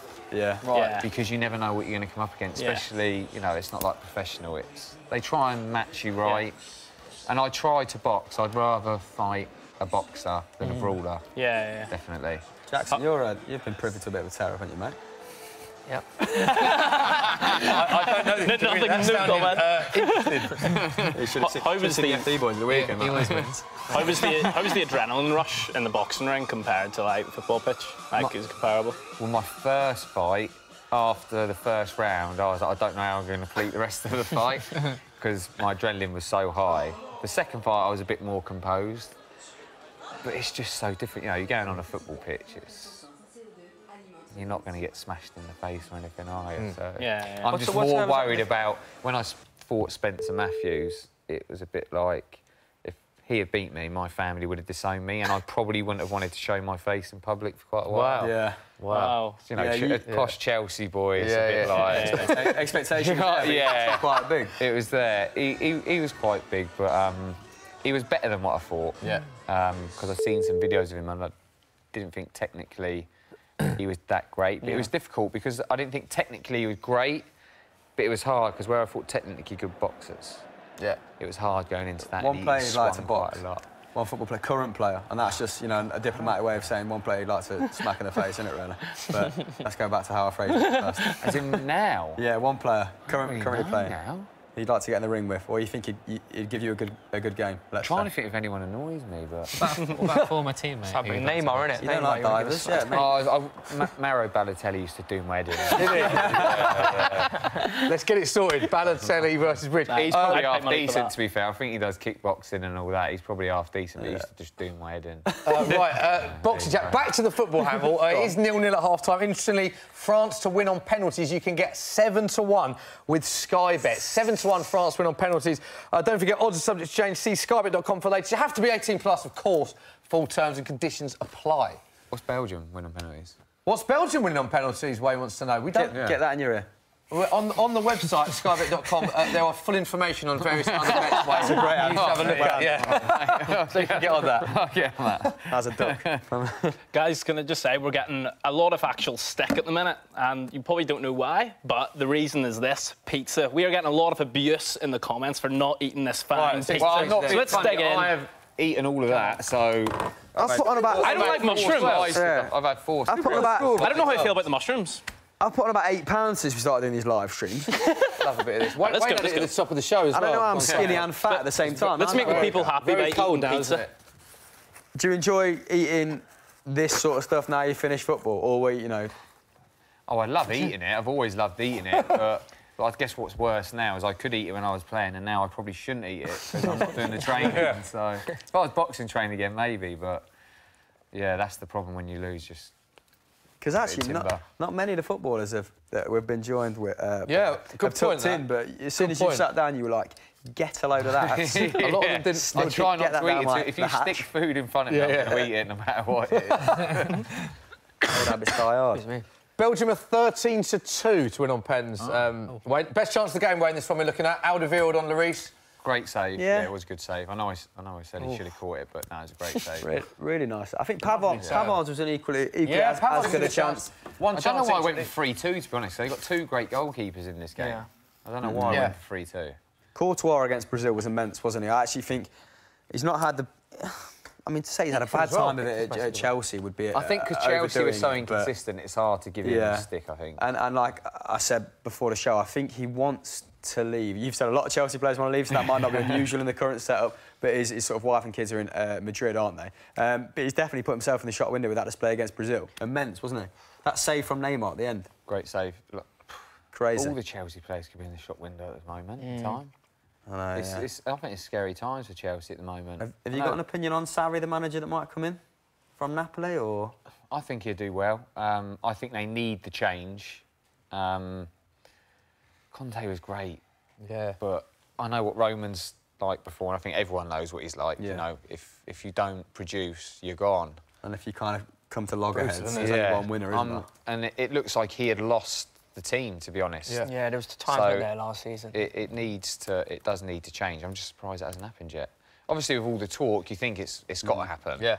So I just want to see it happen soon, because if it doesn't, then he hasn't got much time to go and buy some. Do you know what I would have loved if Conte went to Arsenal? So pre-Unai Emery, would you have taken Conte at Arsenal? Well, when there was talk of Arteta, Chelsea.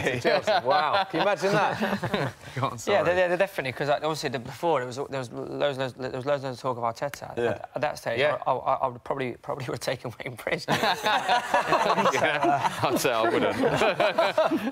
Yeah, so the fact we managed to get him in now, but I would definitely would take it Antonio Conte. But we'll see what this man's done, because the thing I like about him, this new guy, he's come in, got his business done early. He's got five new signings in done. Signed Lucas Torreira today from Sampdoria. Yeah, really good sign. He's been class for Uruguay at this World Cup. They started the first couple of games. Really combative little midfielder. 22 million, something like that. Yeah, I think he's could be one of the outstanding buyers of the season. I really do, in terms of value, pound for pound. He's a great little player. A bit like me, he's got a bit of a small man syndrome. A bit like you, yeah. And on top of football, Hamill, you'll be pleased to know... I also spend most of my time on the ground like he does as well. Well, you'll be pleased to know, Adi Bayrak and Fenwa, I know that you love these, recreation. It's time now to see how he got on, attempting to recreate Maxi Rodriguez's famous World Cup go. Over to you, Beastman. What's going on, people? It's your boy, Adi Bayrak and Fenwa, a.k.a. The Beast. And today, I am going to recreate the wonder strike, Maxi Rodriguez, Argentina against Mexico, World Cup 2006. But he did it with his left foot. I'm doing it with my right. Maxi, you got a problem, hit me up on WhatsApp. Let's go. Smitty, listen, delivery is key, all right? No pressure, pressure. All right, let's roll. Oh, Lord. Deal with that, big man. Come on now. Bring me here. What are you sending me back? Oh, gosh. Oh, just getting warmed up.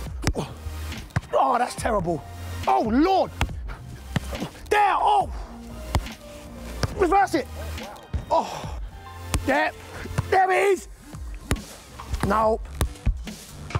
There it is. Oh. Ah, chest. There, ah. Aye. There it is. Jeez. So, chest. There it is. Oh, the fade away. We're talking to the footballing god, number 100 or so.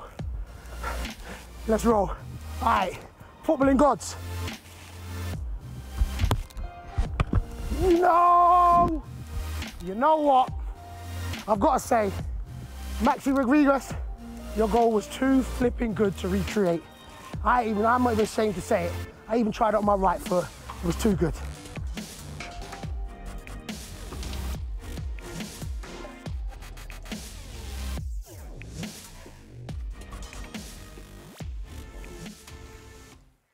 So clearly, me and Bridge have the strongest bladders because everyone else has cleared off to the toilet. How do you think the second half is going to pan out, my friend? I'll stick with my 3-2 Belgium. No. I think Belgium looked like a better team. France got back into it a little bit. But I think Belgium is still going to nick it. Yeah, I think Belgium had edge possession down there. They had edge chances. Yeah. The sort of, when they were on top, it seemed a little bit more... They seemed a bit more decisive, didn't they? France kind of got in, a couple of deflections, Pavard late run. I actually think... To be fair, they probably had the best chances. Yeah. France, Pavard's chance, great chance. I went 3-1 France. I think, I'm going to stick with my opinion, I think France could win this by a 2-goal margin still. I just think Belgium are going to come and stuck. They remind me of Colombia. Like, I just feel like there's a point where their performance levels are going to drop off. I don't know why. It's not the most analytical of me. To be honest, if I had to pick a team, I'd probably say France is going to nick this, but I really want Belgium to win, so I'm sticking with Belgium win. But I think the France chance, like I said, I think they've had the better chances. Did you ever play against France? Or French opposition in the Champions League?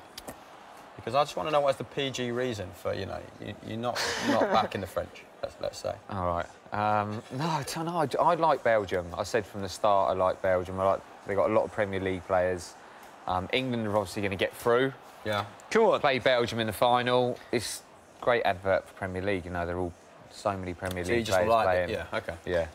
So you like the players that play in the There might be other reasons, but it's not coming out. Afterwards. I'll tell everyone on Twitter now. Dave, what do you think is going to happen second half? I think it's still going to be cagey. I think there might only be one kind of goal in this. I think Belgium need a goal sooner because I think France, if it goes on towards it, I think France got a chance and a goal at the end, You know what's not cagey? You're going for the double slice there. Look at making it for lost time, mate. You're absolutely savage. We had any questions from Social Corner? Yeah, Smithy was giving me abuse before for being too negative on England. So here's the change. Here's a positive slant. So it's John from Soccer AM on YouTube. He's commented. So he wants to know, how much of an advantage do you believe Belgium and England have, considering they're able to rest players in a game? That's a really good And he also wants to ask, maybe yourself know, like that World Cup format, is it tiring a process for the players? So do you run off pure adrenaline at the World Cup or a major international tournament, or does that definitely take its toll? I think so, but playing extra time, for instance, the Croatian team that have played extra time. That's twice, isn't it? Twice. And they're strongest team twice. They are definitely going to be affected. 100%. Yeah. You know, just playing it once affects you in the next game. Playing it twice in a row, I think, is going to affect them massively. And more so on their midfield, which is their strongest component, right? So you're hoping that Modric post-30, Rakitic post-30, playing 2 extra times, going to penalties, that does have... You do hope so, but I have to be totally honest, they've got engines, them two. They have got great engines, but, you know, 2 extra times has got to take its toll on anyone, I feel. Do you think... It has to. We haven't really spoke about how you think tomorrow's game is going to fare. Are you overwhelmingly positive, like most of the nation, or...? Oh, yeah, I'm positive. I believe. I definitely believe. Yeah? Like I said, I'll be watching it in the pub tomorrow, so... What pub, just in case you know? After 2 pints, I'll be believing it even more. I do believe they could, and what I'm hoping is we make some changes late on. Loftus-Cheek, Rashford. These 3 players you really want to see on, Wayne, I just want to see them get on and make an impact on the World Cup. Loftus-Cheek for Chelsea next year, I just think, could have such a good season. He's got to be given the chance. But will he be given the chance? I hope so. Isn't it? It's about time. I was hoping he was going to get more of a chance this World Cup, so I'm hoping he plays a little bit more, because I think he's a great player. Great season at Palace. And Hodgson, like, deployed him on that left-hand side to great effect, didn't he? So, yeah, hopefully he does get a game with I always Chelsea. think it's going to be a tight game and slow start. But England, they've always done quite well. You know, they've created early chances. Yeah. They've done well. tuck into that pizza, Hamill. Whilst you do that, we caught up with AJ3, obviously famous YouTuber, and he told us about his best World Cup memories. Here it is. Being in primary school and the whole school just shutting down, cancelling lessons, and us all piling into one classroom to watch the England match. I couldn't tell you what match it was, who we were playing, if we won or anything. I can just vividly remember going into one specific classroom, knowing that we didn't have to go to lessons and we got to watch the England match. I can't remember what it was, but it was definitely the World Cup. It's hard to have a good one, being only 24 and from England. So I think just from a fans' perspective and watching the match, probably the craziest thing I've ever seen in the World Cup was 7-1 in Brazil. Like, it's just one of them things where you just watch it and you'll just never see anything like that ever again. It was crazy.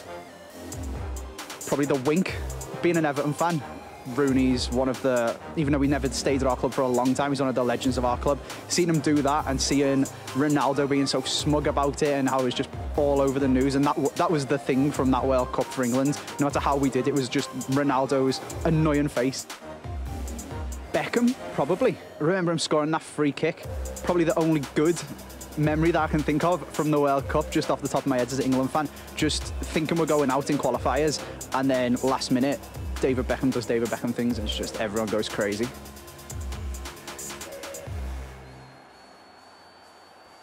He's been given that job. Cheers, AJ3. Interesting chat going on with Hamill and Wayne. Go on, take it away, Chris. It's a good question. I'm going to ask that question again, because, you know, it doesn't often, come into my head. No, I know. A great I've really noticed.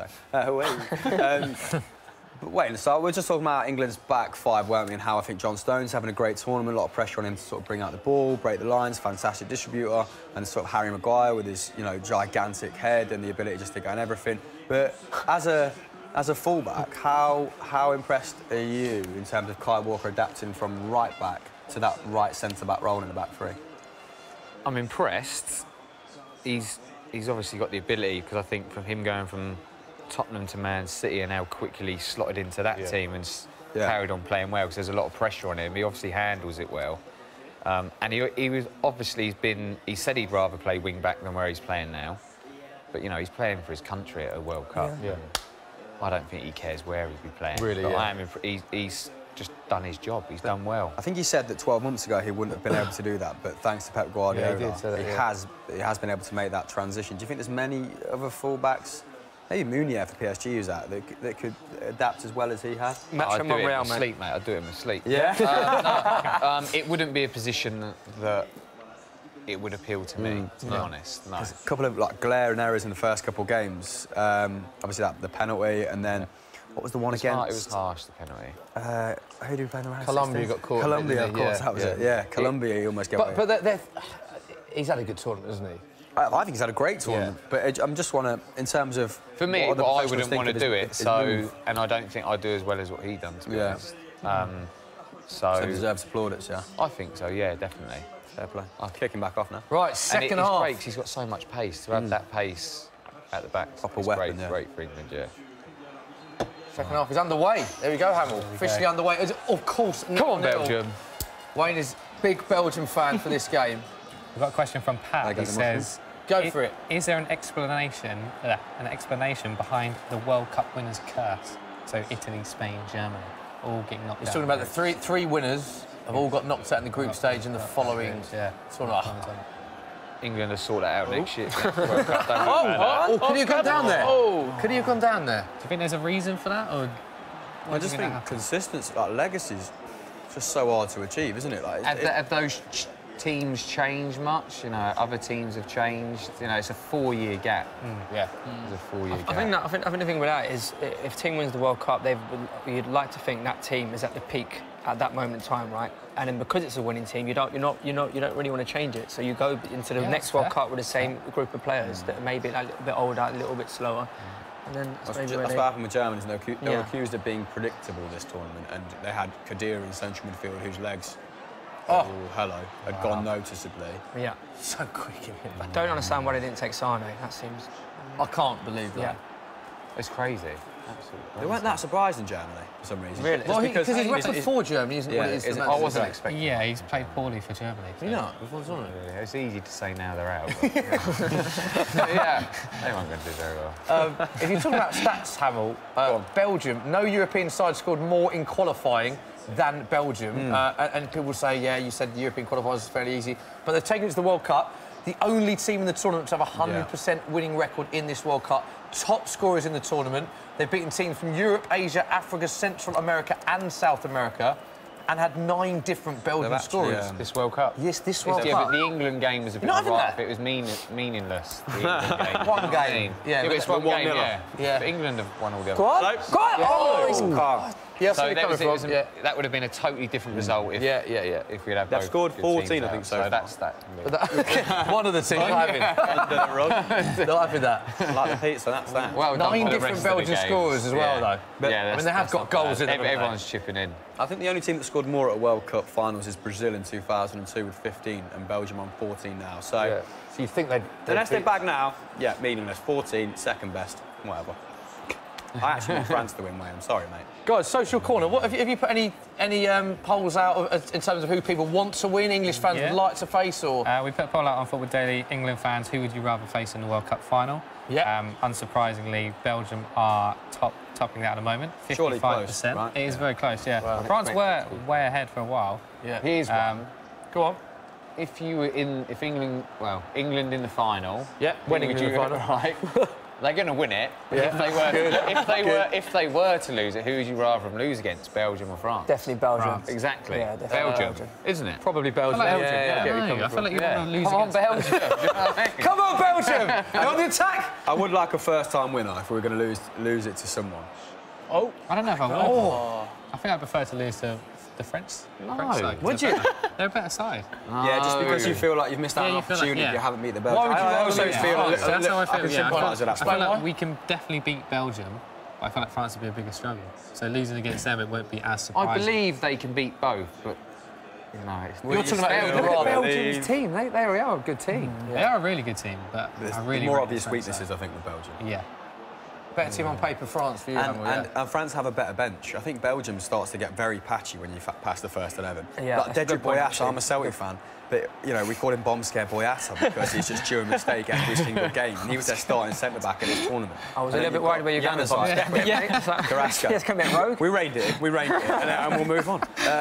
But France, I mean, Blaise Matuidi started the tournament on the bench, and now he's starting. You've got, I mean, maybe in defence they're a little bit short.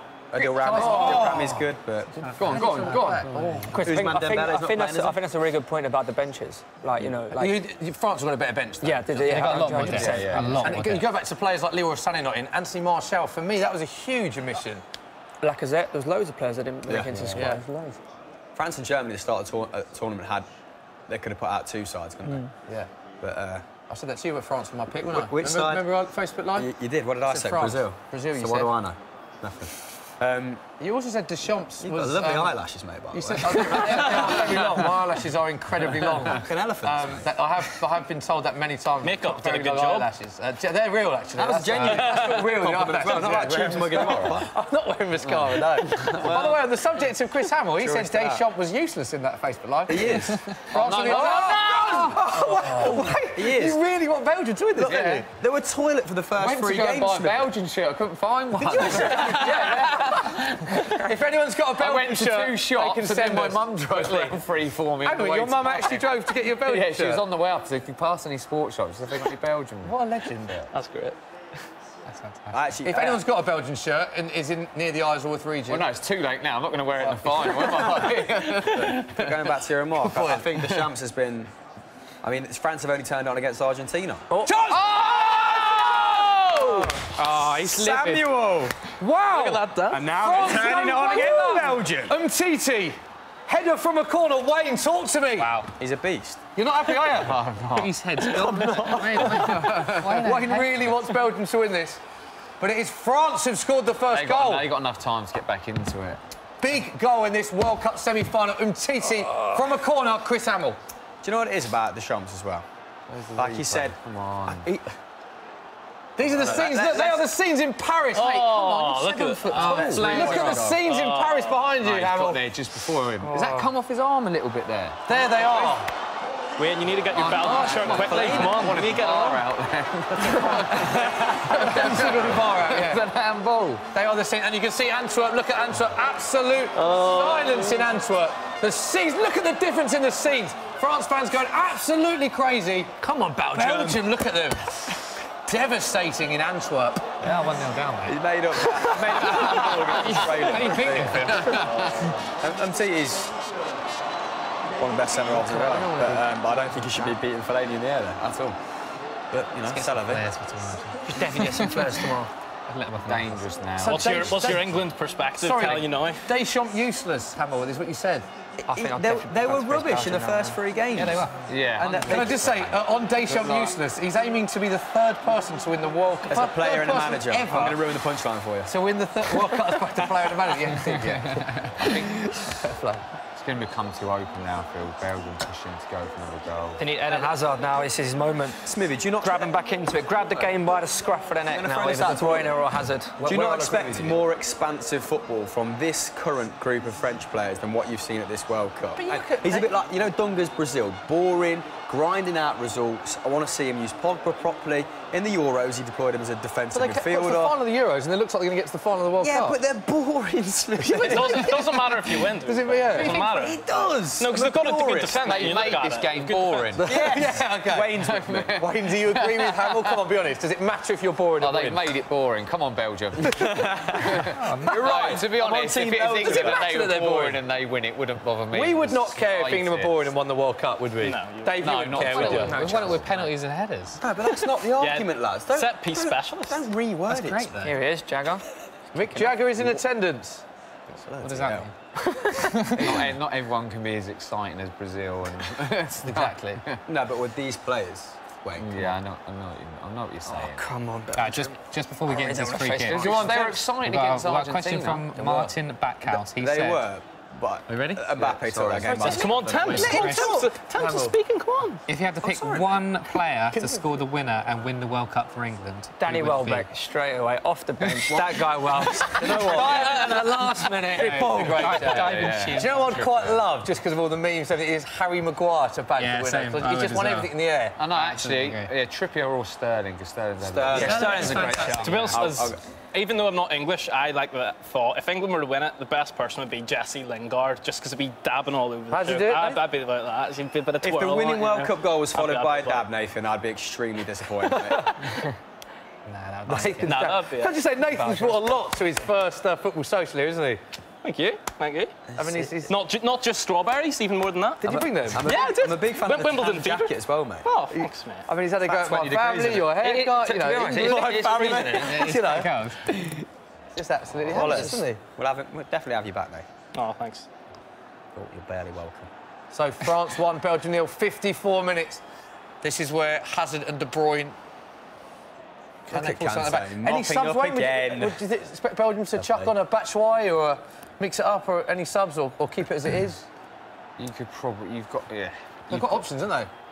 France have. Yeah, I think you've got to give it 5, 10 minutes and get someone on. Just try and change it if you haven't got back into the game.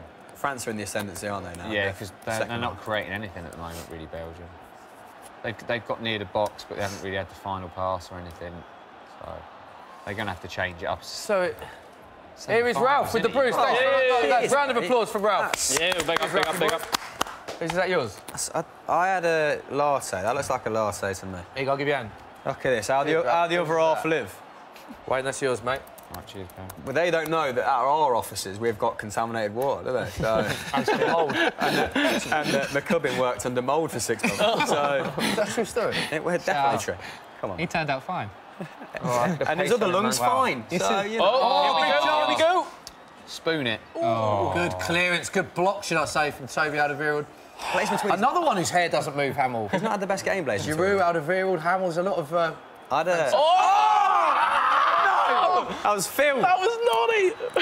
That was filthy. Wow, we need to see a replay on that. That was that Belgian player has a family. Stop it. Hamill, you were slating Didier Deschamps earlier.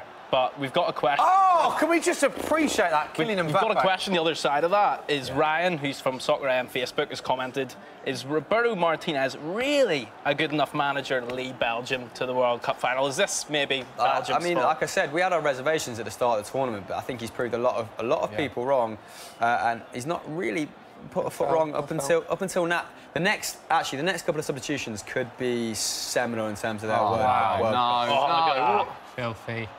Mbappe. One thing I will back you up on, Hamill, is that a lot of the French public and the Belgian public, neither of them are. There are a lot of French fans and Belgian fans that both have reservations about both managers. So this is oh my word, fantastic skill. But post-16, he's really taken this World Cup by the scruff of the neck, hasn't he, Mbappe? Yeah. Because he wasn't necessarily doing this at the group stage, but he's got a feel Wait, golden ball. Who do you think is? You've been your player of the tournament. So we've spoken about strikers, and who do you think is leading the golden ball for player of the tournament? It's a tough one, isn't it? It is tough. I'd like to think if England, well, when England go on and win it, I'd give it to Trippier. Would you? That good, yeah. Mbappe, I think, has been great. The games that I've seen France play has excited me a lot. And like I said, I think he could end up being the best player in the world. I think Trippier's a shoe-in for the best right-back at the tournament, I think. I would say best full-back in the tournament. Yeah, obviously not the best player team of the tournament. Oh, dear Alderweireld, what are you doing? I think it's been difficult for Harry Kane, the way teams have gone up against him. They haven't given him much space. They've been really aggressive in the way they deal with him. I asked this to Ryan Mason, obviously, because Harry Kane's been made captain.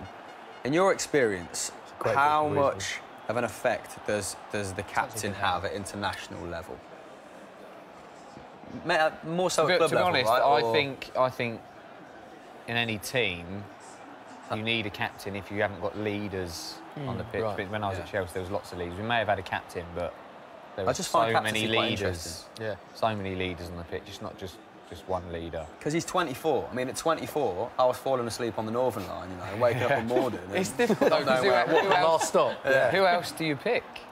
In that current state. It's a different one in that current That's team. why Cahill's gone, because of his experience. But I don't look at that team and think, oh, yeah, there's your captain, there's your leader. Yeah. I look at that team and think they've all got so much ability, and they all just look like they're having fun playing football, to be honest. Yeah, I think they've got less inhibitions because of that. Because, you know, the average age has come right down to 26. I think England's the third youngest squad at the tournament. And are they playing with more freedom because they can't remember all these terrible I think maybe, but I've been really impressed the way they deal with everything. Media, the social side of things, and they all seem to deal with everything really well, really mature for their age. So, yeah, as a whole, just... So, like going on in Paris, mate, it's all popping up. The cameraman's doing a swell job there. They are the back. I want to ask a question to you guys. Now, of course, we're asking people to send in their questions, so keep them coming in. Yeah, this is my one. Remind us how they can do it, Nate, as well. Yes, yeah. So if you comment on YouTube, you can also comment on Twitter and also on Facebook. And if you do the football social hashtag, that would be great. But I want to ask a question to you. I want you all looking at your crystal ball. I'm sitting there, and I want England 4 years' time. Where are you guys? Is Gareth Southgate still your manager? Well, are you still getting the semi-finals of tournaments? We'll get knocked out of the group, mate. Before we do, first sub for Belgium, Dries Mertens on for Moussa Dembele. Sorry, Nathan. Got to say, I don't know if it's because we've been talking, but I haven't really noticed Dembele, and he's not really impacted this game. No, I agree. As much as he does for Tottenham, has he? And we know what he's capable of. He's a fantastic player. But Mertens, that's a big roll of the dice. He didn't start though, to be honest. On Nathan's point, though, Hamill's dodging the question. Sorry, you can't have it. 4 years' time. You've got to do something, because since France scored, you're expecting a reaction. They haven't really had a reaction at all. France have had chances. Belgium haven't done a lot. Yeah, I don't know if I have a good answer for you, Nathan, to be honest. 4 years' time, I think the majority of this squad are still going to be 30-odd, so hopefully it'll be a smoother transition from this squad to the next than the couple that preceded it, because we had Wayne Rooney playing central midfield, didn't we? We had Gerrard and Lampard still playing 34. So, mate, I think there's more of a long-term plan now for England, isn't there? Do you get that sense, Wayne? Because you like to think so. It's going to be difficult, but I think everyone seems to like Gareth Southgate. Yeah, tonight he has done well. Come on, Ron. I think everyone knows in football. Chance for Belgium. Mertens straight away getting behind the defence. KDB didn't connect. Things can change really quickly. A few bad results, struggling to qualify, everything can change really quick. But I'd like to think he's going to be there for a while. So what you were saying about Glenn Hoddle and how much he brought you on as a youngster and how he pushed you into the England setup fairly early doors, Do you think that Gareth Southgate, having been manager in the under-21s and as having such a prolific youth system in the under-17s, world champions, and the 19 European champions, 21 was it world champions, or maybe the other way around? But do you think how important is it having a guy who kind of brings on youth in charge, as opposed to like a Capello or a Sven, you know, that were very kind of short term and. Yeah, like Capello, you talk about Capello, I'd rather play for Gareth Southgate than Capello. You know, I just think looking from the outside in, he's made them so relaxed. Like I said, he does bring players on. I just have my fingers crossed that it continues that way. No, I hope we don't get a couple of bad results and everyone's on him straight away, because that's what can happen in football. So I think he would deal with it anyway, and he'd turn the corner. But like, I'm hoping that it's just we go on an unbeaten streak for quite a while. It'd be amazing. Can I ask as well, when Gareth Southgate was appointed? Now let's all be honest. Come on, let's all be honest. What was your immediate reaction when Gareth Southgate? I was definitely not impressed. I've played with him before, and I thought, he's a nice guy, great guy. But yeah, I don't think anyone was. I was proper and inspired, to be honest. Completely. No, I would put my hand up and say I didn't think he would do the job. But managers are hard, like young. Especially international. Well, ex-players or young managers need a chance. Yeah, I think that really worked in his favour, to be honest. You know, Lampard's just been given a chance. I think you need to give people a chance. Gerrard as well. There's some interesting managers, isn't there? And if you don't give them a chance, then when are they going to get their chance? You know, they're just going to be stuck at youth team level for years. I think sometimes you just got to take the plunge. Well, I think that was a good thing with Southgate. You think he's the man to bring through that new crop. And I can see Southgate being the manager for many years to come, though. In talking about that, I think that the way the public's got, you know. But like when said, all everyone's going to say now is, "Oh, you're just getting overexcited." You can't win, can you? You can't. Cannot win. Can't win. I fully expect to see all you guys in your waistcoats tomorrow. Have you sorted out? Completely sold out. I tried, though. Honestly, I tried. I think the Waistcoat Wednesday, I think the fact he wants to be there as well, as opposed to kind of just being an elderly statesman, you know, at international level after a 30-year, you know, club career. That definitely helps. And he's been international. Also, I think the fact that he's before, played as so well. He kind of knows, you know, he knows what it's like to go away at tournaments and stuff. That redemption story is nice, isn't it? That he missed the penalty and then he oversaw England's first win at an international tournament. That's quality. That's amazing. Passion after every game. Unbelievable, Love that passion. He seems to have a really good relationship with a lot of the players. He's a really personable, quiet manager, really good man management. Right, come on. It's interesting, though, Nathan, talking about 4 years. The last three winners, 06, 10 and 14 winners of the World Cup, have all got knocked out in the group stage the next tournament, which is... Oh, you're telling me as we're going to have... if we win this one, I'll take a terrible that all day long. Why not? Right, I need a bit of magic from Hazard now. I'm never watching England again if we win it. Oh! I'll tell you what, Mertens has already made a positive impact. That's two balls. He's playing wide right, so maybe Lukaku's gone a bit more central, because he was drifting out wide. De Bruyne is white? Right, I've gone Jonathan Ross. Right, and KDB's sitting in a little bit more. KDB's sitting in a little bit more, doesn't he, that quarterback role? Although they're pushing quite high up. They need to, don't they? Look at this. This is a proper Deschamps. Go on! Oh, it's a big shot! Belgium, Marouane Fellaini. Fellas. Heads it wide. Should he score, Wayne, there? It's not an easy chance.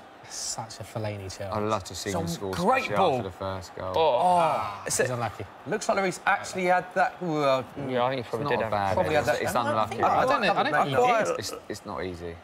I don't think he had that cover at all. How would you have felt playing against someone like Fellaini? Because he's got such good qualities and such terrible ones. Playing against him. With his elbows, mate, he was grind them on before every game. It was at Everton when I played against him. He always done really well in midfield. Just bullying people. If he was ever up against me, you just got to try and manhandle him before the ball gets to him. Because he's dirt, isn't he? Just got to try. You've just got to try and give him a little bit before he gets the ball. I actually think you see that as a positive himself. He mastered the dark arts. Part of his game, Someone has to be dirty. Someone has to take it.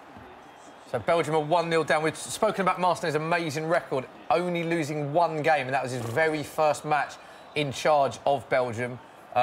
Unbeaten since then. The last time Belgium lost an international match was 1st September 2016. Sam Allardyce was England manager. Donald Trump had yet to win the US presidential election. Leicester were Premier League champions. Ryan Sessegnon had made 4 senior club appearances. Harry Maguire's yet to start a single Premier League game, and 7 of England's 23-man squad had yet to become internationals. Pickford, Pope, Trippier, Maguire, Alexander-Arnold, Lingard and Loftus-Cheek. We've gone down the rabbit hole now. Is that going to be broken today, Harry, do you think? The last time Belgium lost an international match. That's... Okay. A long time ago. I mean, let's see if Mertens can continue to make a positive impact. What do the rest of you boys think? Dave, Temps, I just see the second half going, the second half of the second half. Go on, Temps. I was going to say, I feel like France are going to score another goal before Belgium score. I think it's going to be 2-0.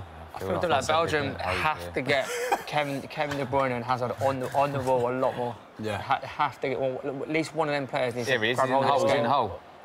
This is where you want De Bruyne, isn't I think it's France that France are tight. And sitting in front, and you've got Mbappe gets the ball. Yeah, they just runs it and bang. Yeah, they get caught on the break. It's so important. Oh, this is dangerous. This is dangerous. Great second goal, this game's done. It's an obvious thing to say. If you took Mbappe out of this team, they'd be completely different, wouldn't they? Smooth. Look how quickly they countered then. Like I said at the start of the game, now France, this suits France. Bed in, have 2 banks of 4 that are very close to one another, and just have that 1-1 up front. Giroud flicking onto Mbappe, having people support him as he runs up the pitch. But this, if Belgium don't get back into it quickly, this will be 2-0. They've got everyone behind the ball. Right? Yeah, absolutely everyone. Yeah, and then just so lethal. So boring. They're so boring. They know how to get the finals, though. Ultimately, that's it. I've won him over. Another one who thinks the Shams is boring. Come on.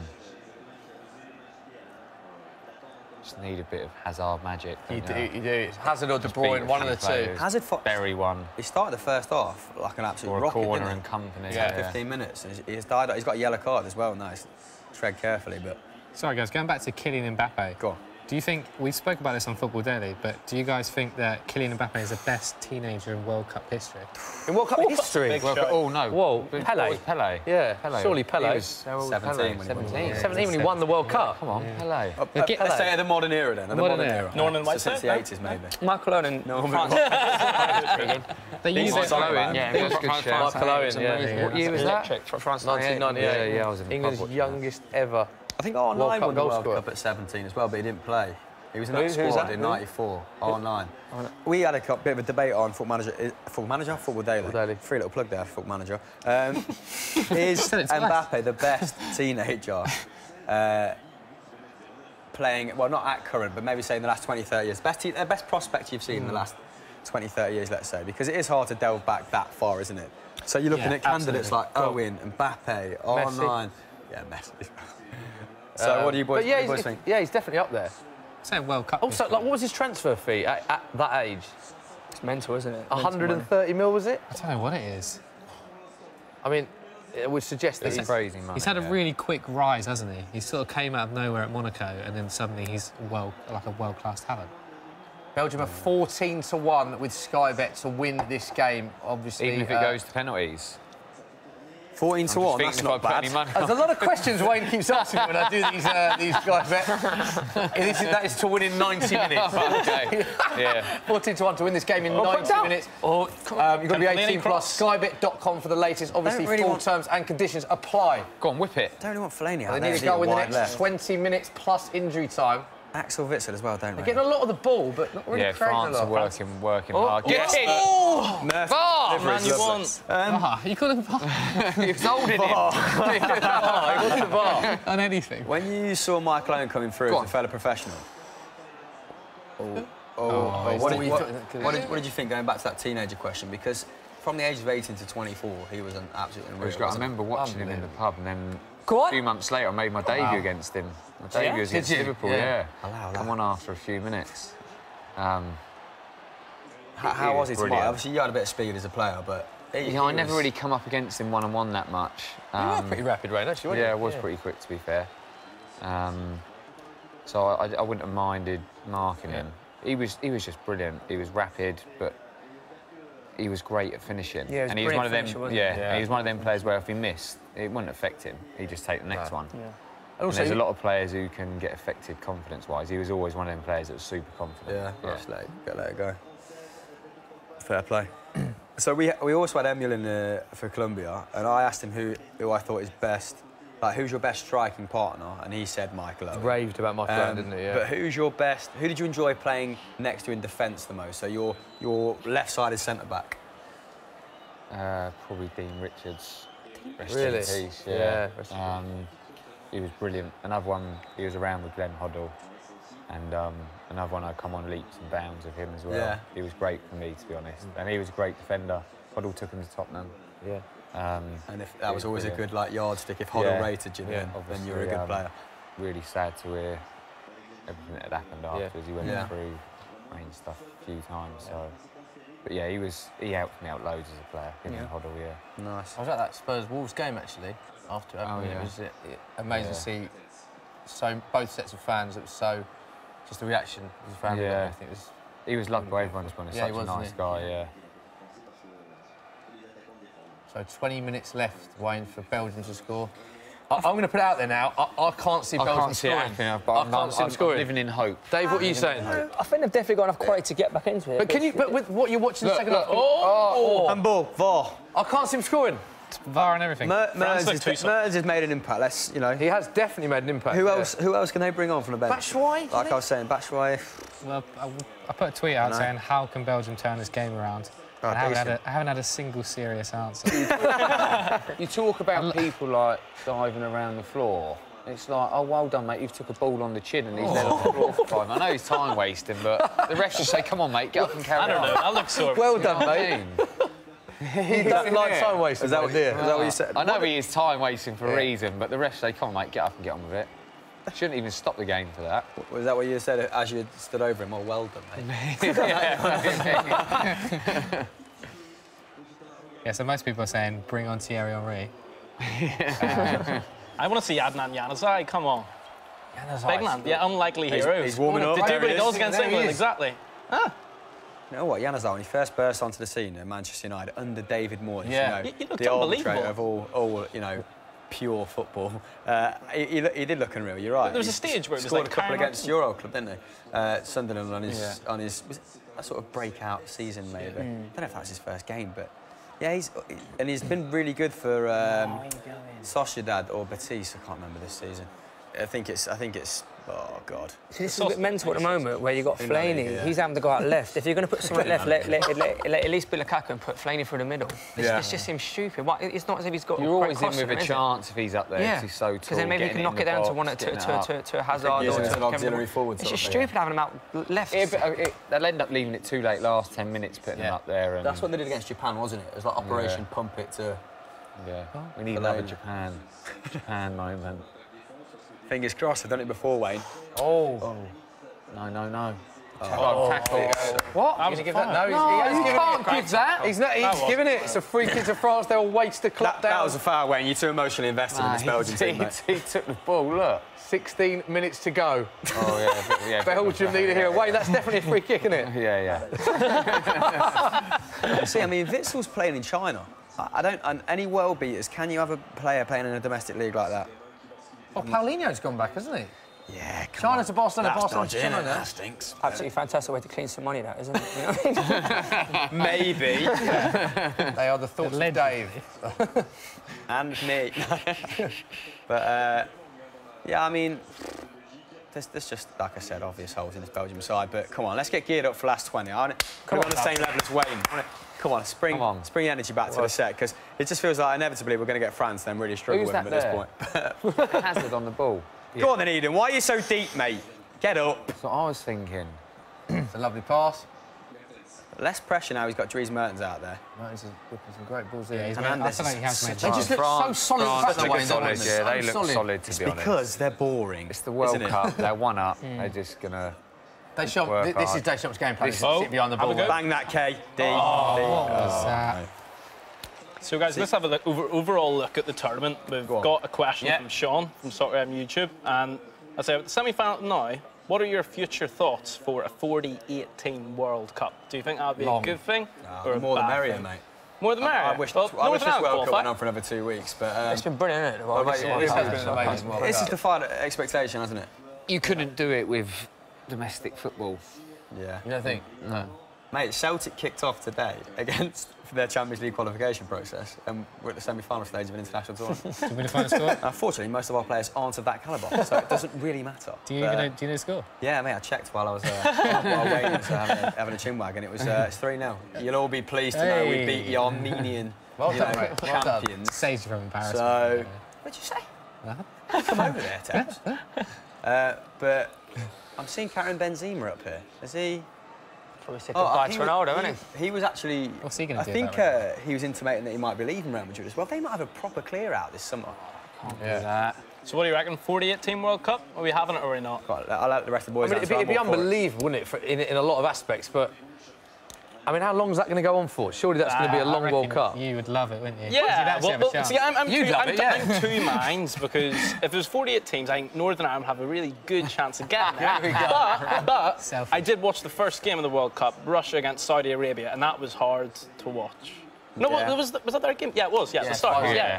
See, it was 5-0, but at the start, the standard. Wayne's just at the start, the standard. But there was also some terrible games with the top teams, Nath. So yeah. And you'd want the Ireland fans there, wouldn't you, regardless, because they're a brilliant set of fans. But they are. Thanks. Well, that's good. That's very kind. There's more countries in Europe now than there was 20, 30 years ago. So I got expanding the competition, the Euros, and that kind of worked to decent effect. Kante again, by the way. Would you want to watch Saudi Arabia against It's just to make more money. It's absolutely useless rubbish. Wouldn't they?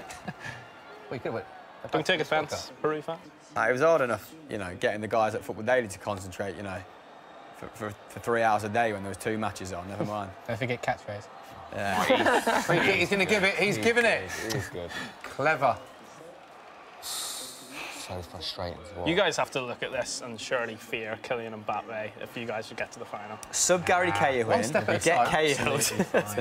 I don't know. I don't think you could handle him. We'll shut him down. He's been a good kick. Kyle Walker. There's no player left in this tournament. This was at the quarterfinal stage as well that has won this tournament or even played in a World Cup final. Really? No player left in the tournament has ever won a World Cup or played in a final. Yeah, it kind of makes sense. It's been an amazing World Cup, hasn't it? Because most goals or Argentinians. Yeah. So. Most goals, most penalties, most own goals. Watching England beat France in the final. Yes, Wayne. Yes, Wayne, like that. Eternal optimist. And he's taking that. Another chance for France. Oh! He's taking that pizza home as well, Wayne. That's going to go to Wayne. Wayne, as a defender, if you were playing in this with such technical quality on show for both teams, how frustrating will Belgium be if they've gone out 1-0 to a set piece? You'd be fuming. Devastating. Yeah, I think as well, Fellaini would be quite frustrated because he's got to the ball just before and with his size, you expect him to win most of the balls in there. So I think he'd be frustrated. A corner as well. And he does win most of the balls, doesn't he? He does, to be honest. Can't say that. He's just got there first. Come on. Go on, Kevin. Do you think that's because a lot of people are saying England haven't scored? One of England's biggest criticisms is that they've only scored, I think it's... Go on. Oh, go on. Chance it. Turn it on. Oh. Go down. Little touch. Give it. Hey, go on. No, what are you on about? He's not giving it. That looks suspect. He's still on the ground. So Aiden Hazard's still on the ground. That looks very suspect. He's our French. Why? How quickly will he get up? Not giving it. I want to see that. No, I think Gareth Southgate went back and looked at the last 2 sides that had won the tournament. The replay here. Did he dive? So that's a foul. That's a foul. What's he saying? He got the ball. Giroud Hazard, his Chelsea teammate. It's a clear foul, that, isn't it? That's filthy. And that is in a dangerous area. De Bruyne likes a free kick from that range as well. So does Hazard. I have a feeling about this. I think it's going to be an equaliser. It's not a free kick, is it? It's not a free kick. Oh, is it not? No, he's not. There we go. I'm totally lost. What planet am I on? Fellaini is off. All right, fair. Thanks for that, Nath. Cheers, mate. Fellaini comes off. Carrasco is on. So, Wayne, going back to what we were just saying, some people are saying, negative people amongst us saying England have only scored a few goals from open play. It's a lot of corners, penalties. Does that matter at all? Not really. If you look at the way teams have played against us, we've got penalties. The way people have dealt with Harry Kane. This rugby tackled him, some of them. We could have had 4 penalties, actually. So it's it weighs up that way, the way teams defend against you and stuff like that. So I think it'd be a lot different against Croatia. France in this game, we create more third chance. final from the last 6 tournaments. The champs, mate. Pretty impressive. What a guy. But going back to your point, Gareth Southgate went back and looked at the last... Oh, John! Oh, what a tackle that is. Get in! Oh! Oh, you... I'm not even going to try and make that point for a time.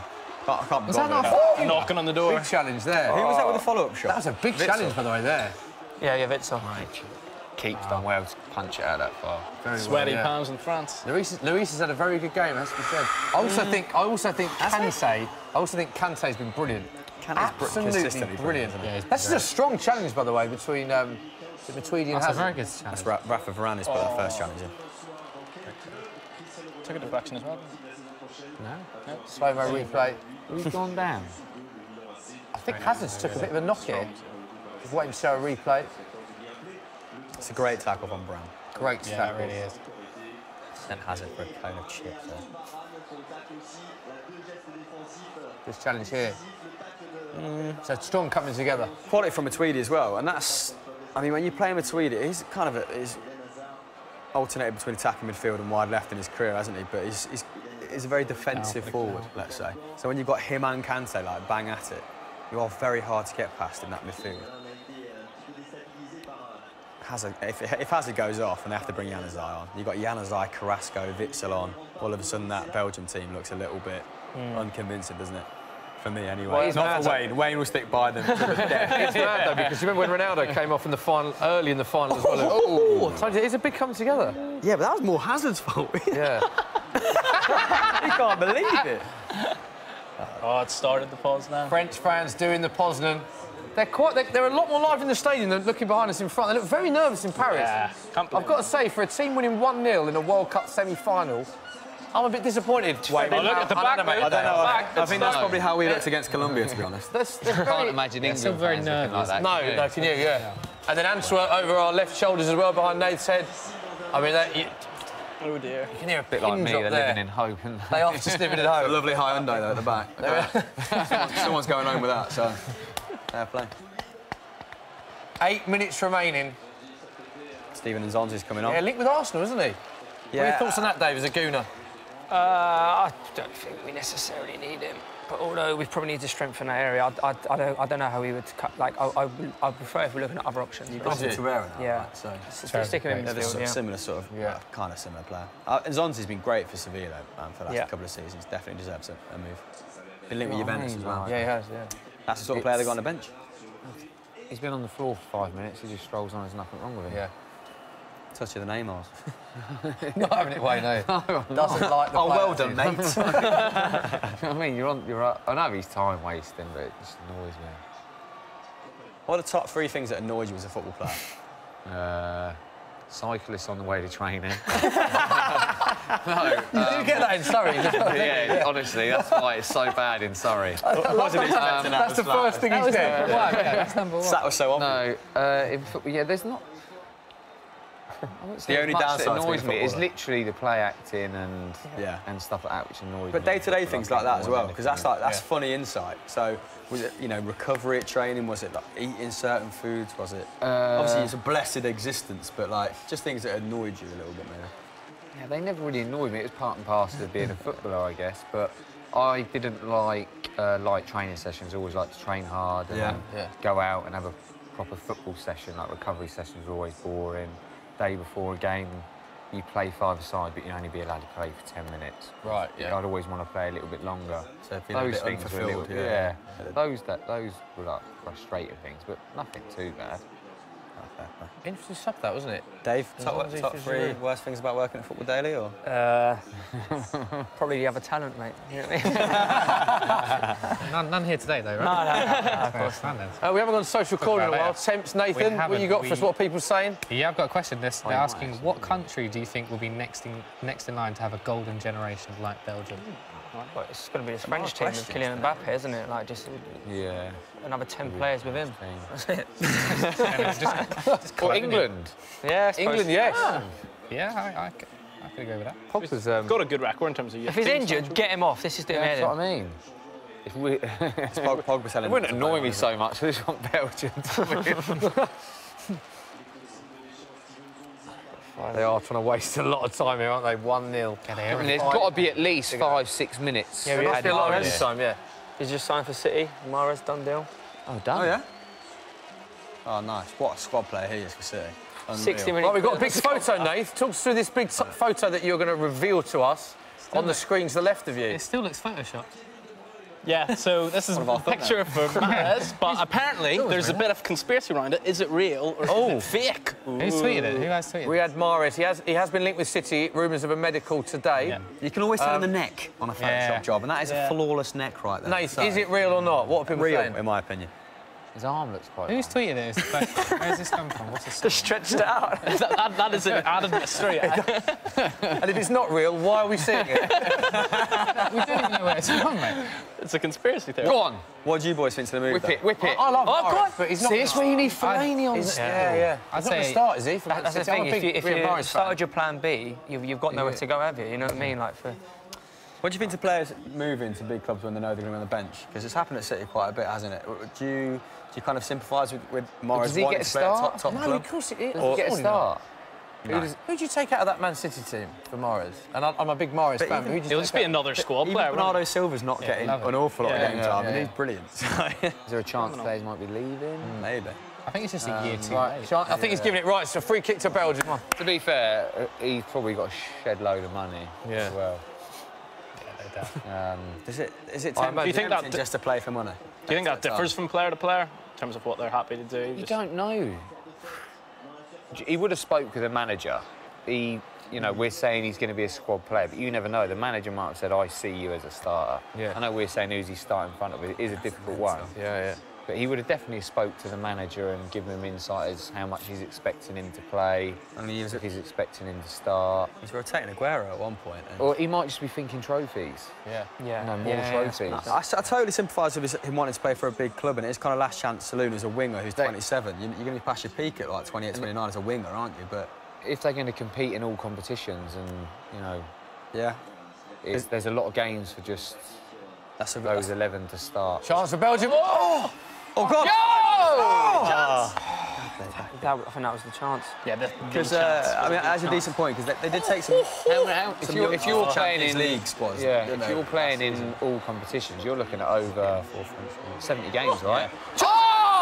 Another great pass. Belgium have had 2 half chances. Lukaku. Sure, he's got a throw. Chasing the equaliser, chasing the golden boot, everything. He just can't get his head to it. That could have been pass that is from De Bruyne, by the way. Perfect. That is an incredible pass. So much Kevin De Bruyne. I don't think he expected that. A bit more anticipation there. That is a free kick as well. Shocking header from Nzonzi. What's he done there? I know, he flicked that over the bar. Who's that hit at the end? If this stays the same, do you think Thierry Henry's going to sneakily shift over to the other side, be there for the final? Well, probably not, Nathan, mate. That'd be mental. 2 minutes remaining. Wayne, it's a good point you said, actually. It's got to be at least 5 minutes injury time, surely. Yeah, we've had loads of subs, we've had some injuries, we've had stoppages. Too little too late. Where was this sort of played 20 minutes ago? They've had everyone behind the ball for most of the game, most of the second half. Yeah, Griezmann. It's going to be so hard. I don't think I've seen Griezmann touch it in the... They've defended really well. Griezmann's had a quiet game. I think Pogba's had quite a quiet game as well. I feel like they've been very disciplined, though. Yeah, they have. The French teams. Yeah. Chaps, there's been another question that we've had. The questions are still coming in. Go on. Do something. So the name through Facebook, we've got a name. Actually, YouTube. Sorry, it's under Ronaldinho was signing for Chelsea is the username, and the question is who's going to win the midfield battle tomorrow, England or Croatia? Well, I think in order for England to win the game, it's going to have to be England, isn't it? Do you think England will play a different system because of the fact we've only had Henderson sitting and they've obviously got Modric, Rakitic, they've got a very strong midfield? Can any of you see England there's talk of Dyer potentially coming in just to shore it up a bit. Could you see that? There's definitely a possibility. Yeah. They've stuck to their game plan so far, so we might just stick with this system as it is. See how it starts. Yeah, you maybe. I think I prefer to. Yeah, that's the thing. I want England to just put their best 11 out and take the game to them. And come off the pitch after the time, if they're giving it all they've got, then that's it. I'll be happy. If it's not quite good enough, then it's not quite good enough. 6 minutes injury time has just been added.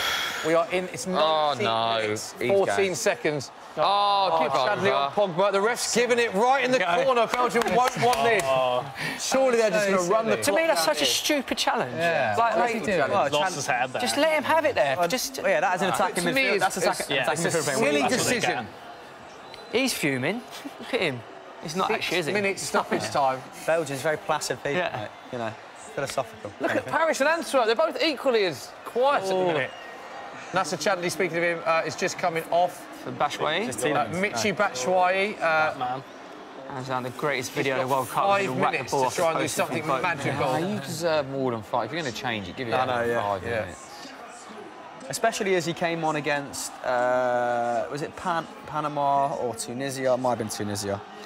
In the group stages. And One of the first he played the last 20 minutes. He had the most shots on the pitch, and he scored his goal, and probably should have had 2 or 3's being harsh on the day. But he is a forward who...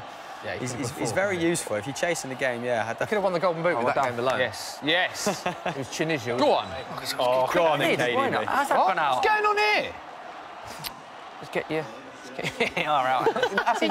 That's not all gone out. That's not all gone out. Why you That's happy a with this red? disgrace, mate. 91st minute, short into the 92nd minute, 6 minutes of additional time, and Mbappe's got the ball in the corner. Oh, come on. That's a Belgian throw, though. I think he's going to give that to Belgium, yes. All right, come on. Oh, it's a yellow in it, ref. Where did you send him off for the final? Where's he going? Just dribbling. What's good? Oh! Handbag. I hope he gets a yellow card. Get a yellow card. He did deserve that. Well done. 100%. If he can get one more, then I actually hope France got Get him off. Get him off. Would you be... Wait, serious note, would you be targeting that now with 4 minutes to go? Oh, yeah, definitely. You would? You just want the ball at the pitch, don't you, at this stage, you know what I mean? But if he, They've got friends in the England team. They might be thinking we can get them sent They have off. actually, have they? A lot of them, Yeah. Oh, what are you doing, Ivan? Stupid throw on. I know. Awful. That's exposed. Could all be over. That is a Griezmann. fantastic pass. Oh, it's a great save for the whole studio. That's a brilliant ball from Nate, you got anything else for us? Any polls, any tweets, memes? We've got a question Videos, from Luke on Soccer AM Twitter, and he wants to know: has this been the best World Cup in your lifetime? And can you remember one more fondly? I think for me it definitely has, because England's gone so far. Yeah. It's like it always helps, doesn't it? What about you guys? I think it has most goals, a lot of controversy, a lot of big teams. Oh no, he's opened up. Mbappe. Square it. Put him in. Someone fouled and kicked Oh, him. it's a bad pass. They'd rather waste time than go for a second goal. Oh, tackle. Go on. Why didn't they just go for that? Come on. That's ball from Mbappe. Did he have the chance, mate? Wayne Bridge to really show his love for Belgium if Belgium score it. Wait, it's going off. It is going off. The pizza's going everywhere. Fantastic skill from Hazard. What a player he is, by the way. There's no I'll eat all that pizza as quickly as I can. Well, hold you to that. Oh, it's a chance! Oh. Don't you just love football, Christopher? Oh, mate. Oh, Killian's away. Going back to Nathan's question. Oh, yeah, I think this sort of 2000. Give him a kick, I hate him. Such a stupid challenge. He's really winding them up, though. He's doing the right thing. He's really winding them up. Can't he, like, I don't know. All that wise to work out what Vertonghen just said. Get a yellow card for France diving. without Mbappe, I'd prefer to place France. He's going to be a problem. I mean, if England get to the World Cup final, we definitely need to look at Kylian Mbappe and try and contain him. Look at that. Just get Harry Maguire to nut it. VAR out for that. That's a dive, isn't it? Come on. Yeah, I mean, we've got the added advantage that he has to run all the way around Harry Maguire's head. Yeah, that is very true. I love Maguire. It does show how mature his game is, though. That he is just time wasting. 94th minute. He's wicked. Yeah. Oh, the French have started celebrating. The French. They're starting. There they are. Paris is getting a little bit lively. There we They're in the go. scenes They in think Paris they've got behind it. us. They think it's all right. Flags are out. Yeah, you Forgets everywhere. We're about to score. Yeah. We're about to score. Yeah, to score. He converted. Wayne has a grandmother from Belgium. Go on. Go on. Get up. Bit tense, this, isn't it? Fouls. Oh, it's horrible. France have actually, I want to say comfortable second Game's half. done, isn't They it? have, really. I think they have been. Firing that header from Fellaini, can you remember a clear-cut chance? In fact, they've played really well second. I know they haven't been free flowing. They played really well. Yeah, and they've remained an attack on the a threat on the attack, haven't they? It's that. God, the Shams, what a tactical masterclass. He looks proper French, doesn't he? He looks French, doesn't he? Kept his stat alive, doesn't he? Yes, yeah. Come on, Joe. It's got to end at some point. Oh, what a player to have when you're trying to run down the clock. Tell you what, France are in it. France are in. It's going to be 2. This to make it 2. Tolisso. Oh, what a save, Courtois. Has to be said. He's made a few good saves. Both keepers have been very good in this game, actually. Big fan of Both keepers Tolisso. have been very solid. Tolisso to wrap the game up. Lovely fingertip save from Courtois. Yeah, not the best effort, but definitely Really not a a good decent effort save. at all, is Not a it? great effort, no, but keeper's done well. The only bright side of this game being done in normal times can get home for Love Island, mate. You're not actually joking, Dave, are you? Of course not. No. Come on. I mean, the extra time game against Colombia almost killed me. What a long night that was. And then emotional times. Arriving for a victory point, weren't we? And the ball was closing. Are you mad? This is angry as the opposition has seen. Time wasting the field. Yeah, I mean, it's so smart, isn't it? Look at the size of him. He's a beast. It's done. This game's done. Send him off as well. Send them all off. You want to restart it? France is getting a bit more lively there in the scenes in Paris. That's them! France beat Belgium 1-0 and they will be the World Cup final on Sunday. Look what it means. There is Captain Hugo Lloris going absolutely crazy. Oh my God, a Samuel and look at the scenes in Paris. Has taken them to the final. Samuel Umtiti with a header from a corner. Belgium are out. Wayne Bridge, what are your thoughts on that game? 3-2, Wayne. Boring. You know, they got the goal. They defended really well, France, after the goal. They were so hard to break down. Belgium never really created many chances. No, they didn't. Did France deserve to win, Dave? They did deserve to win, And, they just get beat in the final. A little bit underwhelmed by it. So, from an England perspective, what do we think about... Well, should England beat Croatia? Coming on to that. Go on, say that. We've just recently put a poll out. And the question is, if England reach the World Cup final, should they fear playing France? At the minute, 59% of people say no, they shouldn't fear playing France. I don't think you should. When you look at how they performed, Mbappe, for me, he was dangerous. Yeah. I didn't think the rest of the team looked dangerous at all. Extremely beatable. They did create a couple of good chances, but extremely beatable. I'd expect England to do well against both of these. Someone else will be probably quite happy from a personal level. Harry Kane, surely Wayne, the golden boot is issuing for him now. I mean, Lukaku on 4. Out of the tournament. Mbappe's got to do something pretty special in the final. Lukaku's still got the 3rd and 4th place game, isn't he? That's very true. Good point. They've still got the 3rd and 4th place game. But he's still 2 behind as well. I don't really care about Harry Kane and the golden boot. I just want England to win the World Cup. I'd rather he didn't get the golden boot and England won the World Cup. Exactly. I think even he would. In fact, if anyone disagrees with that, they'd be, Hamill, you see Martinez there. Look, the Belgian players looking absolutely devastated, quite rightly so. Thoughts on Martinez here? He's someone that split opinion. You were quite vocal about him. Did he get it right, or was just unlucky? Did he get it wrong, or was he unlucky today? This can be seen as progress, speaking from like a tournament perspective, can't it? It's a semi-final. A good team. It's their golden generation yet. I think what I was about to say is that what you can give the champs a lot of credit for is doing a similar job to maybe what Southgate's done at England in terms of creating that squad harmony, because France, the last couple of tournaments, have kind of pressed the self-destruct button, haven't they? Barring the Euros, where they also reached the final. So these look a very sort of a strong collective as well.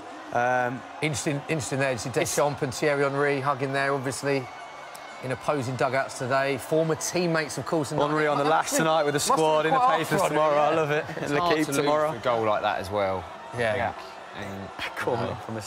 France have done well, but Belgium were in the game. I was just looking at fast forward to us when Harry Maguire scores the winner from a corner against France in the final. I was just looking at the Belgian fans. I think that video might be in reverse. They've woke up. They had flares going a minute ago. Very balanced. Well, clearly they're showing some love. They're happy. They're proud of happier after they've lost. They just want to return to the Look, there's a lot of French players crying as well. Don't forget, a lot of these French players, pretty much most of the squad, were all there at Euro 2016 in their home country, Hamill, seeing their team lose a final. Yeah, and they shouldn't have got to the final in that tournament. So I appreciate what you were trying to do there, to generate a bit of positivity, but I'm just going to nip it in the bud there, mate. The champs is annoying. So, on the back of France reaching the final, Dan wants to know, can Pogba take, clearly he's been impressed, he says, can Pogba take this form into next season for Manchester United? I hope not. Very honest. Pogba was great at What do you think of Pogba today?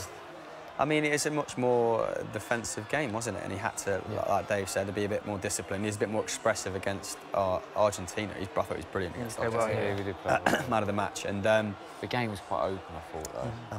Imagine having a lot of your doubters, obviously, are in England, as to whether he can play in that 4-3 at Manchester United. What better opportunity to shut people up? How motivated will he be to play against England?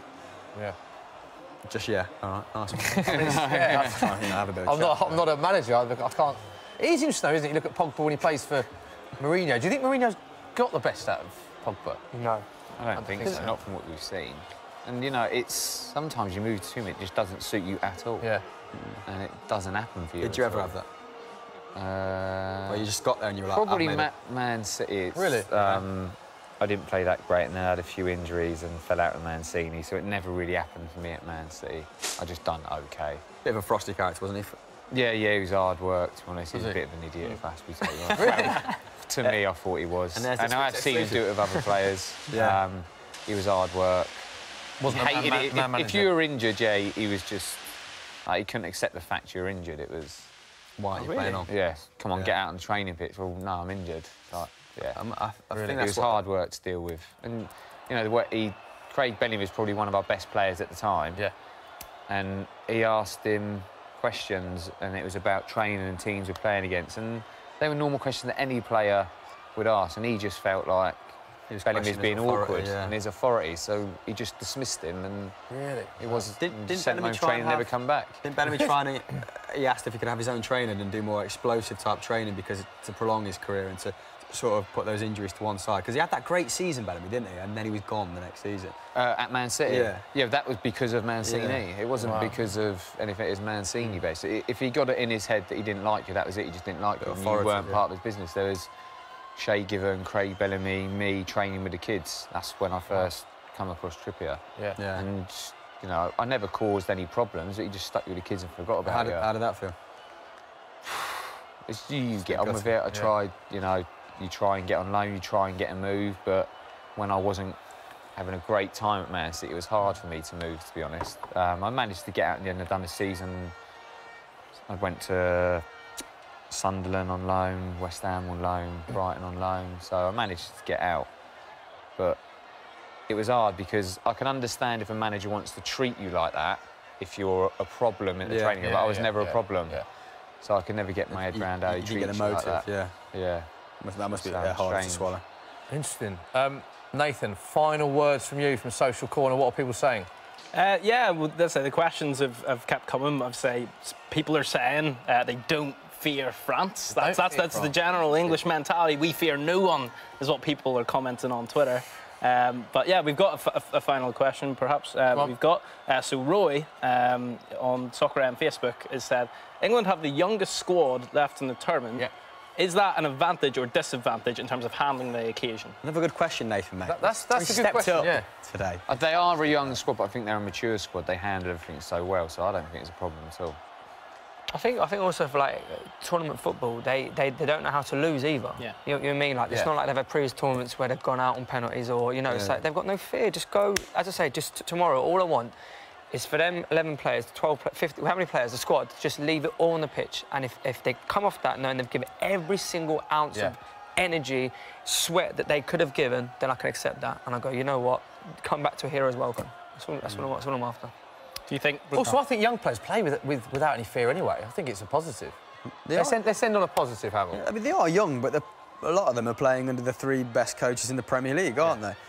So they've got a lot of nous. They've got a lot of experience in terms of shielding responsibility at club level. And I just think, like Wayne said, they seem like a very mature bunch. But the France squad aren't particularly old either, I don't think. You know, barring a few wise old heads like Matuidi. They haven't particularly been great in every game either. And don't get me wrong, nor of England. It's hard to break down teams in group stages because no one wants to lose. England have played better football than France in this They've been better than France. 100%. Fully agree with that. Definitely. End on that one, Michelle. They've got nothing. You call it final. These are the scenes. They are the scenes in France, as you can see in Paris. Fans going crazy. France in the final. I think that's their 3rd major final in the last 6 that France are in. They will play the winners of England and Croatia. Wayne, huge thanks for coming on the show. Thank you very much. Thanks to you guys as well, Chris, to Dave, to Temps, to Nathan. We'll be back tomorrow night for England against Croatia, the Football Social with Sky Bet. Don't forget to like and subscribe to the channel. Come on, England! Come on, boys! Come on! Spark your sports brain. Go global with Sky Bet.